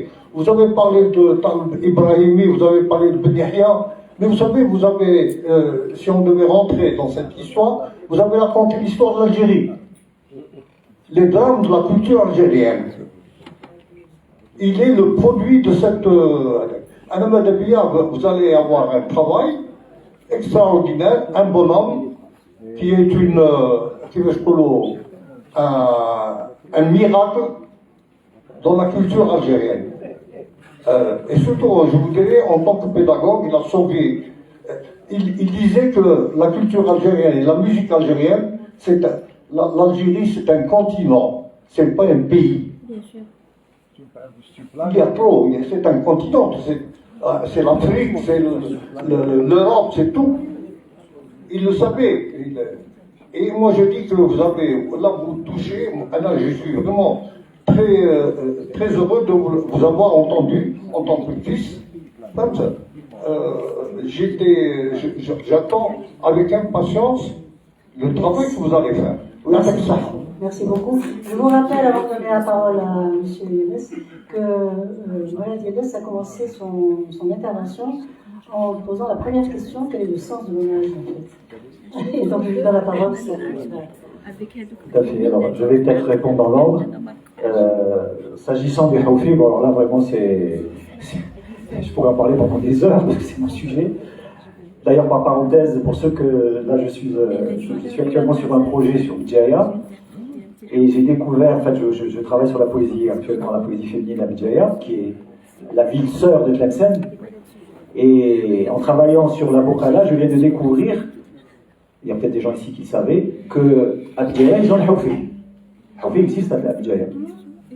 Existe, et ils ont le même, exactement comme à Tlemcen, on va dire le là. Et ils le font, etc. Et on me l'a chanté, je commence à faire des enregistrements. Alors c'est pas la même mélodie, mais il y a des similitudes. Voilà. Donc, voilà. Mais notre Hawfi disparaît. Pardon ? Je m'excuse, notre Hawfi à Tlemcen est en train de disparaître. La génération montante, ni l'écoute, ni l'aime. C'est une désolation pour nous. Je peux vous dire que la situation est beaucoup plus catastrophique à Bidjaya. Beaucoup plus catastrophique. Parce qu'à Bidjaya, le problème, je ne vais pas vous faire une conférence sur Bidjaya. Bidjaya, pour ceux qui l'ignorent, c'est la seule ville du Maghreb, je dis bien du Maghreb, où l'arabe recule au profit du Tamazight, au profit du Kabyle. C'est-à-dire que la population arabophone, c'est-à-dire Bidjaya, dans une génération, deux générations, l'arabe aura disparu. Mais c'est pas similaire à notre ville. Non. Nous, le Hawfi, il est de chez nous, il est de Tlemcen. Enfin bon, on aura l'occasion de discuter. Il est en train de disparaître. Génération montante ne le connaît pas. Merci. D'accord. Mais enfin, on aura l'occasion d'en discuter. Oui, alors juste à propos de l'ordre, alors, je ne sais pas si vous avez l'occasion de jeter un œil sur mon ouvrage. J'ai tout un chapitre là-dessus. C'est un mythe, ce qu'on appelle un mythe de fondation. Donc le personnage lui-même, nous n'avons on n'a absolument aucune preuve qu'il s'agit d'un personnage historique. C'est un mythe, comme il en existe dans toutes les cultures, et souvent à propos de certains types de pratiques. Il y a des mythes qui sont créés pour légitimer une certaine pratique culturelle. C'est le cas de l'Orghrib. En plus, c'est la parole inaugurale, avec le premier Hawfi, c'est lui, dans des circonstances particulières, proche, etc., Floret, etc. Bon. Donc, voilà tout ce qu'on peut dire. Maintenant, après, au-delà, enfin, je vous invite à jeter un petit œil. Si vous voulez, je vous donnerai quelques références avec plaisir. Alors, pour ce qui est de la transcription, alors là aussi, on peut... J'ose même pas l'aborder parce que moi, je ne suis pas musicologue, j'ai devant moi des spécialistes et des gens beaucoup plus compétents que moi. Tout ce que je peux faire, c'est rapporter les discussions que j'ai eues avec mon père, et j'en ai beaucoup, j'ai pas mal d'heures là-dessus. Il s'explique. Pour lui, la transcription, d'ailleurs, il utilisait un terme. on discutait, il n'arrivait pas à trouver ses mots, il me dit, et au bout du coup, il me dit, tu sais, la transcription, c'est une béquille. C'est une béquille. C'est juste une béquille. Qui nous sert du point de vue pédagogique. On a besoin de diffuser cette musique. Mais ça ne résout absolument pas la question de la production et de la transmission de répertoires oraux. Et surtout de répertoires traditionnels. Il y a, je ne sais pas si certaines doivent connaître la référence, il y a un magnifique ouvrage de Düring qui s'appelle quelque chose se passe, quelque chose a disparu. C'est quelqu'un qui a travaillé sur les musiques de l'Inde, de l'Iran, pardon, qui analyse en détail ce qui se passe. Après, ils ont le même problème, ils ont exactement le même problème. Qu'est-ce qu'il faut noter, comment noter, pourquoi noter? C'est clair et net qu'à partir du moment où on note, mais ça se passe pour la musique, ça se passe dans tous les domaines. C'est ce que j'arrête pas d'expliquer moi à mes étudiants. Je dis, vous savez, quand vous allez enregistrer des... D'ailleurs, ça s'est passé pour moi. Pour moi, ça s'est passé. À partir du moment où j'ai publié mon livre, quelques années plus tard, ou une dizaine d'années plus tard, je me suis rendu compte que j'étais devenu une référence. C'est-à-dire que ce qui était dans le bouquin de M. Idriss, c'était ça le Hawfi. Alors que ce n'était pas du tout mon objectif. Moi, j'ai toujours dit et répété, ce que j'ai récolté, je l'ai récolté, mais il y avait encore des dizaines et des dizaines d'autres textes qui circulent. Donc, le corpus n'est pas clos. Il n'est pas clos. Il ne sera jamais clos, d'ailleurs. Sans compter qu'il y a des Hawfi qui naissent tous les jours, parce qu'en réalité, les femmes adaptent, et transfèrent, et manipulent, etc. Donc, nous autres littéraires, nous avons les mêmes problèmes que les musicologues. Qu'est-ce qu'il faut noter? Moi, par exemple, pour le Hawfi sur il y a plusieurs variantes.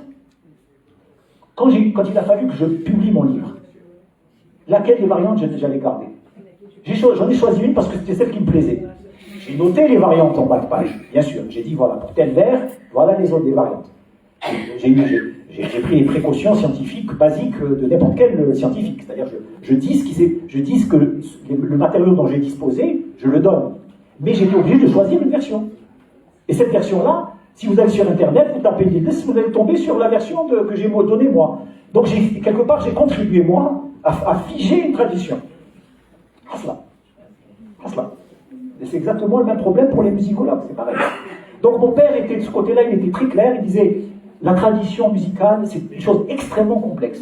Je vous dis, il me racontait comment, par exemple, il était lui-même, d'ailleurs, c'est une anecdote.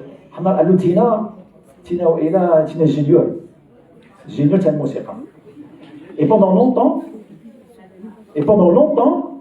j'ai pris ça pour un compliment. Jusqu'au jour où je me suis dit, finalement, est-ce que c'était pas un compliment empoisonné? Parce que l'ingénieur de la musique, c'est l'ingénieur. C'est autre chose. Et on voit bien le hiatus. Donc la transcription, bon, honnêtement, je ne suis pas suffisamment outillé pour en parler, sauf du point de vue qui est le mien, du point de vue de l'oraliste que j'essaye d'être. C'est Morat? Oui. Pardon. J'ai encore peut-être une... oui, à propos de la question sur le gâchis d'une époque. Alors là aussi, il faut quand même dire les choses. Mon père est resté fondamentalement optimiste jusqu'au dernier jour de sa vie. Il a toujours tenu... Alors, il y avait des moments de découragement chez lui, quand il entendit certaines choses, etc. Mais il trouvait toujours le moyen de relativiser, en disant, bon, mazal, on a déjà une il faut faire nos preuves, ça va. Alors de temps en temps, moi-même, j'avais des discussions un peu orageuses avec lui, je disais quand même, ça fait 25 ans, ça fait 30 ans, dans la quête, on n'est pas encore... Je disais, il faut attendre, ça va venir, pchouia. Chacun fait ce qu'il peut, et on avancera. Donc mon père, le terme de gâchis, je n'ai jamais entendu parler mon père n'a jamais prononcé ce terme-là. Dieu sait pourtant s'il a reçu des coups parfois sévères, tu le sais. Mais il est resté profondément patriote. Vraiment patriote, mais dans le bon sens du terme. Pas du tout hyper nationaliste ou l'argent, mais patriote. Un optimiste, il avait l'optimisme du désespoir.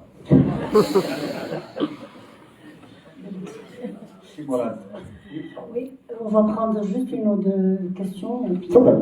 Je ne sais pas si je dois commencer par le père ou le fils. Pas le Saint-Esprit, j'espère. Alors, je vais commencer par le père. une date 1985, premier festival national du rail à Oran. Si je le président, festival du rail à Oran, est-ce que ça n'a pas fait jaser dans les chaumières à l'époque? Ça, c'est ma première question. Toujours dans le même sillage, est-ce que, si je dois est-ce qu'il avait eu écho de cette disparition bizarre, mystérieuse du festival de musique andalouse à Tlemcen, des années 2004, et quelle a été sa réaction? Ça, c'est pour rester par rapport à la première question. La deuxième question vous concerne, donc, par rapport à l'ouvrage que j'ai en clé, 1986. Deux éléments, si vous permettez, deux éléments. On ne retrouve pas l'étymologie du mot Hawfi, on retrouve les versions, les explications. Il y en a, je crois, 6 ou 7. Mais bizarrement, pas celle de Mahjoub, qui travaillait sur le Hawfi, qui avait laissé un manuscrit sur le Hawfi. Il a fallu attendre une génération Simorat, 2003, au niveau de l'association Bouali, pour que professeur du nom de Rachida Khalfad Rostan, qui nous apprend le sens étymologique du mot Hawfi. Si vous voulez, je vous le donne. Vous permettez? Alors, qu'est-ce qu'elle dit? Rapidement. Étymologie. Ça vient de la langue chamito, finico, chamito arabe, et qui veut dire hawafa, haouf, c'est le masdar, le substantif du verbe hawafa, qui signifie littéralement en langue, donc chamito arabe, finico, chamito arabe, purifier, offrir un sacrifice pour le péché commis, dédommager. Il a fallu attendre une génération depuis 86 par rapport à votre livre, excusez-moi de vous citer, jusqu'à 2003 au niveau de l'association, on a appris le sens, l'étymologie du sens Hawfi. Il n'y a pas quelque chose qui cloche? Merci. Oui, tu peux répondre tout de suite, je pense, et puis ce sera peut-être la dernière. D'accord, très bien. Alors, première remarque à propos du festival de rail. Effectivement, ça fait jaser dans les chaumières, évidemment. Mais j'ai trouvé ça personnellement absolument génial. C'était la preuve de l'ouverture d'esprit de mon père. Et d'ailleurs, j'ai eu un témoignage de la part de quelqu'un que j'aime beaucoup, qui était un grand ami, que malheureusement nous avons perdu récemment, et c'est une grande perte pour l'université algérienne et la recherche. C'est El Hajj Biali. Et il me racontait comment mon père s'était investi terriblement. Il ne faut pas oublier non plus que mon père a été quand même bélabésien. Il ne faut pas oublier quand même qu'à Belabès, on habitait la rue Guelma, c'est-à-dire à deux rues près de la maison des Attar, c'est-à-dire des fondateurs de Rainara, qui d'ailleurs connaissaient très bien mon père, et mon père connaissait très bien le père, qui a été assassiné par l'Ouest d'ailleurs. Donc il y avait quand même un air de famille, j'allais dire. Et puis surtout, mon père était quelqu'un qui était ouvert à toutes les nouvelles évolutions de la musique. Et venant de d'où il venait, on aurait pu s'attendre effectivement à ce qu'il refuse. Il ne l'a pas fait. Il l'a accepté, et il en était d'ailleurs très content. Il est revenu de là, il m'a raconté, il dit qu'il était vraiment... Bon, évidemment, c'était pas vraiment sa tasse de thé, mais il était intéressé. Il était très intéressé par le phénomène lui-même. Ça l'intéressait, et il était ouvert, complètement ouvert. Ça, c'est pour ce qui est du festival. Alors, la disparition du festival de Tlemcen, il m'en a parlé. Il avait eu des échos, bien sûr. Et évidemment, il ne pouvait que le regretter, évidemment. C'était malheureusement pour lui. Et il y voyait effectivement, bon, enfin, on ne va pas rentrer dans des détails qui sont de l'ordre du politique, de l'administratif, du bureaucratique, de beaucoup de choses. Bon. Alors, s'agissant maintenant de l'étymologie des Hawfi, alors là, bon, Madame Stan est là, donc... je vous ai aperçu tout à l'heure. Bienvenue. Et j'ai vu d'ailleurs l'affiche, je ne savais pas que vous avez donné cette conférence. Alors, bon, on a déjà discuté, on a eu l'occasion de discuter avec Mme Ostam, donc on est un petit peu. Alors, alors pour dire les choses simplement, c'est deux approches différentes. Moi, en ce qui me concerne, j'ai travaillé sur les racines en arabe, à partir de l'arabe. Bon, Mme Ostam est allée beaucoup plus loin, elle a remonté dans le temps. Après, vous savez, les mots voyagent, les sens voyagent. le sens évoqué par Mme Rostam, avec l'angle d'attaque qui est le sien, et je le connais, c'est un angle qui, disons, s'oriente vers une interprétation de type absolument philosophique, un petit peu mystique, etc. Voilà. Bon. Moi, de mon côté, c'était quelque chose qui... Moi, je me suis référé à l'islam arabe. Bon, l'islam arabe, c'est quand même pas mal. Vous voyez ce que je veux dire.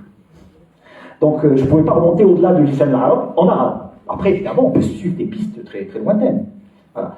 Mais sinon, c'est se mettre à côté de... C'est l'idée de la ligne, de la bordure, de quelque chose qui est de quelque chose qui est... Alors, je l'ai connecté, moi, avec peut-être, effectivement, là, ça pourrait rejoindre un petit peu le mystique, le vertige, ce genre de choses. Voilà.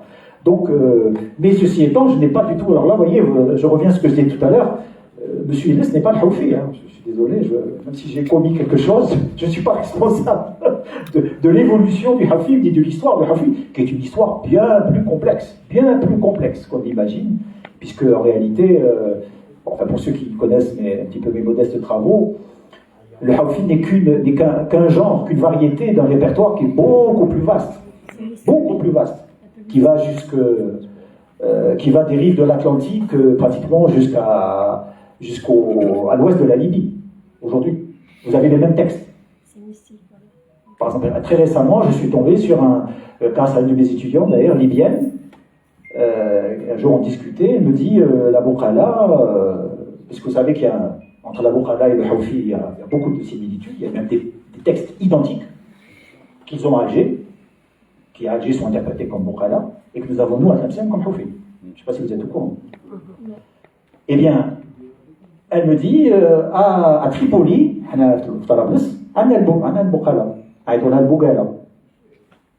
je lui dis, on peut avoir des textes? C'est oui. Il y a une chercheuse libyenne qui a édité un livre. Vous pouvez me le procurer? C'est oui. Elle me procure l'ouvrage en question, et vous le croirez ou pas, je découvre dans ce recueil de Bougalet, donc de Tripoli, des textes absolument identiques au Bougalet d'Alger, au Aroubiyet de Fès, de Rabat et de Tanger et de Sla. Donc ça veut dire qu'on a ce que j'appelle un répertoire pan-maghrébin. C'est-à-dire qu'on a des répertoires citadins, des quatrains, des quintines qui ont circulé depuis des siècles. La piste andalouse n'est pas à exclure, mais il y a la piste autochtone aussi. Là, il y a des travaux qu'il faut mener avec les musicologues, là aussi, parce que la mélodie nous apportera beaucoup de choses. Mon père, par exemple, qui a d'ailleurs, dans le livre, vous avez la partition qui figure dans mon livre, c'est la partition de mon père. Et mon père me faisait remarquer que l'entame du chant des Houfi me faisait penser à l'Eshwek, berbère. Donc, on est loin d'avoir épuisé le sujet. Mais quand si ça vous intéresse, je suis prêt à revenir, à vous faire confiance sur les Houfi pour venir faire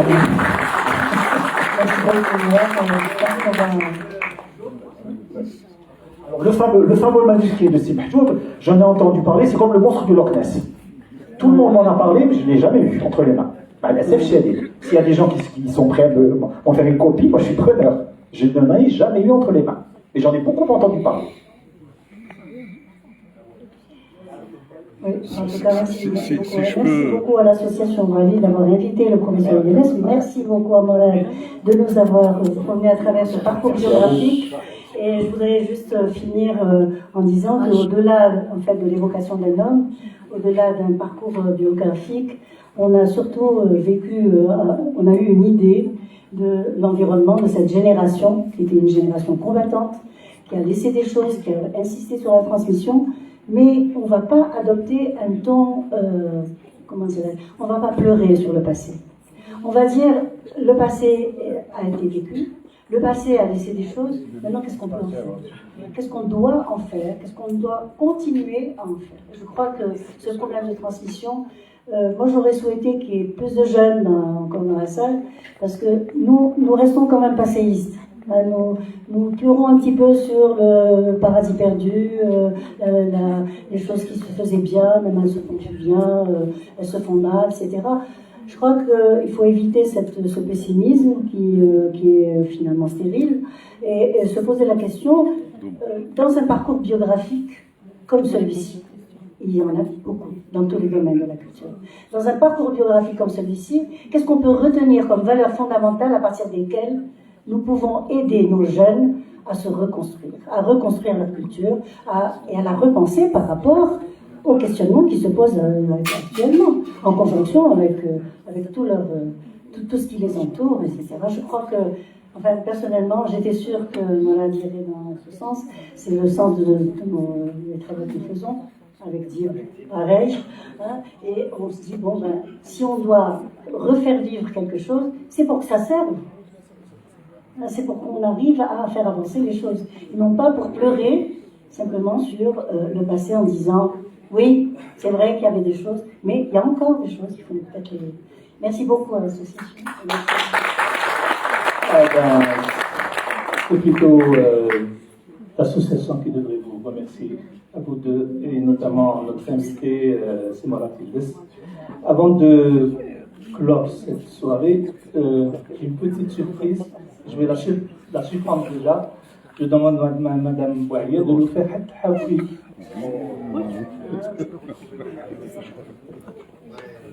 On va la dire. Tu vas partir. Avec des encouragements.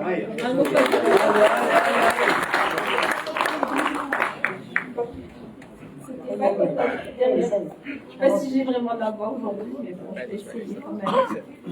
Qu'est-ce que vous aimeriez écouter? Bon, j'ai tout un répertoire.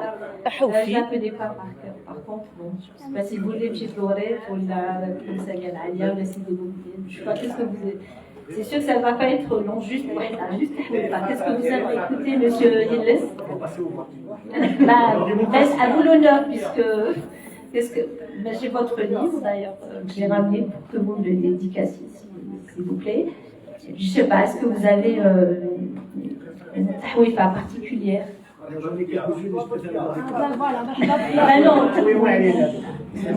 que, monsieur, s'il vous plaît, madame, est-ce que je peux intervenir? Alors laquelle? Allez, messieurs, mesdames, allez-y. Excuse, je ne savais pas qu'il y avait quelqu'un avant moi. C'est ça? Oui. Excuse. شد الوريد الوريد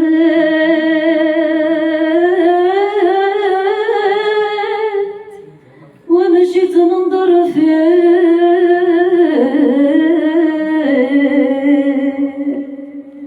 صوت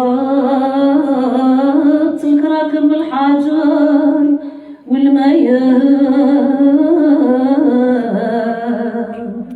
يهضر فيه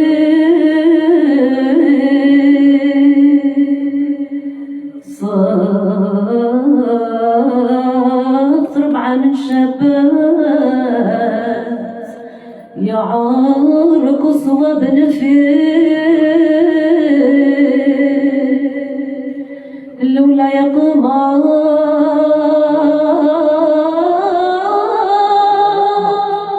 والثانية بالنار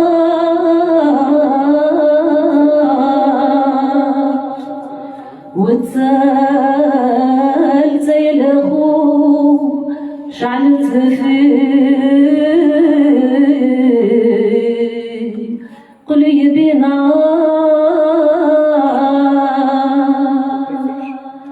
والربعة يا الحباب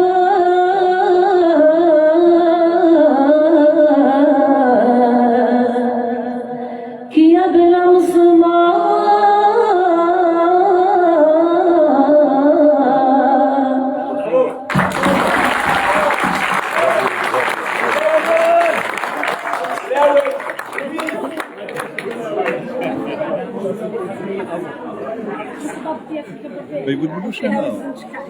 Excusez-moi, je voudrais peut-être juste d'abord vous remercier infiniment pour ce beau cadeau à la fin de cette belle rencontre.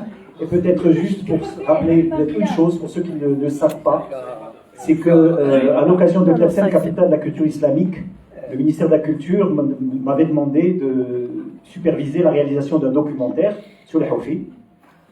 Et l'une des protagonistes principales de ce documentaire, certains d'entre eux et elles sont d'ailleurs présentes ici d'ailleurs, et c'était pour les Houthis, l'interprétation des Houthis, ça n'était autre que la fille de mon amie Sabeha, donc Lila, qui a été, je dois le dire, et c'est pas du tout pour, pour la flatter, qui a été d'une efficacité et d'un courage absolument extraordinaire. Nous avons tourné, par exemple, des séquences. Il faisait un froid absolument polaire. Miskina, elle était bleue aux arbres, et elle reprenait des séquences, et on reprenait jusqu'à 5 heures du matin. Elle a été admirable. Donc je tenais à lui rendre publiquement cet hommage, en dehors de toute l'affection que je lui porte. Et j'espère juste, là aussi, vous voyez, les incohérences, on parlait des livres qui n'ont pas été édités, etc. J'espère on m'a dit, j'ai eu quelques échos dernièrement à Alger, dans l'entourage de la ministre, il semblerait que tous les documentaires qui sont sortis à ce moment-là, et il y en a eu beaucoup, sur Chirac, sur Arteklin, etc., qui sont tous dans des tiroirs au ministère, que personne n'a vu ou quasiment personne, il semblerait que la décision a été prise de les sortir des tiroirs et de commencer à les distribuer. Excusez-moi, je trouve absolument indécent que l'Algérie, le contribuable algérien, est payé pour des produits culturels qu'il ne voit pas. C'est absolument incroyable. Je termine sur un coup de gueule, et c'est quand même important, je pense.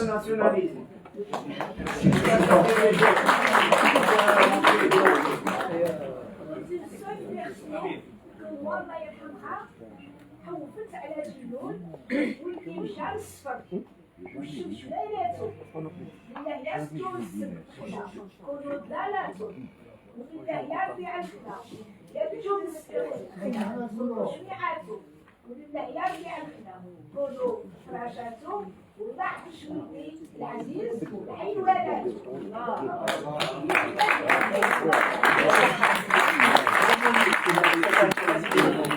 Alors,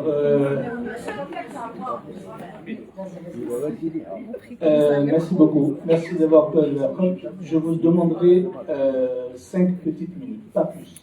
Je vais demander à monsieur le recteur de se présenter pour honorer notre invité et à monsieur Amin Boudiflan, notre directeur de la culture, pour l'honorer aussi. Marhaba bik.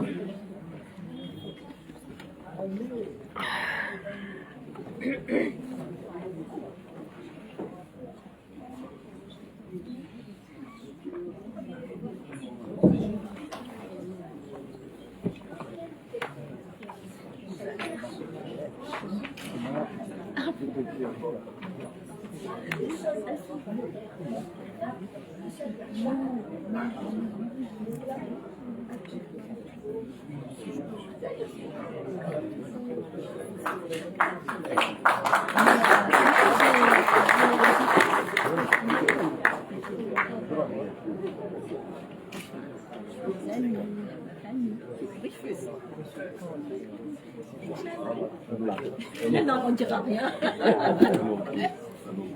Oui, Inch'Allah, oui.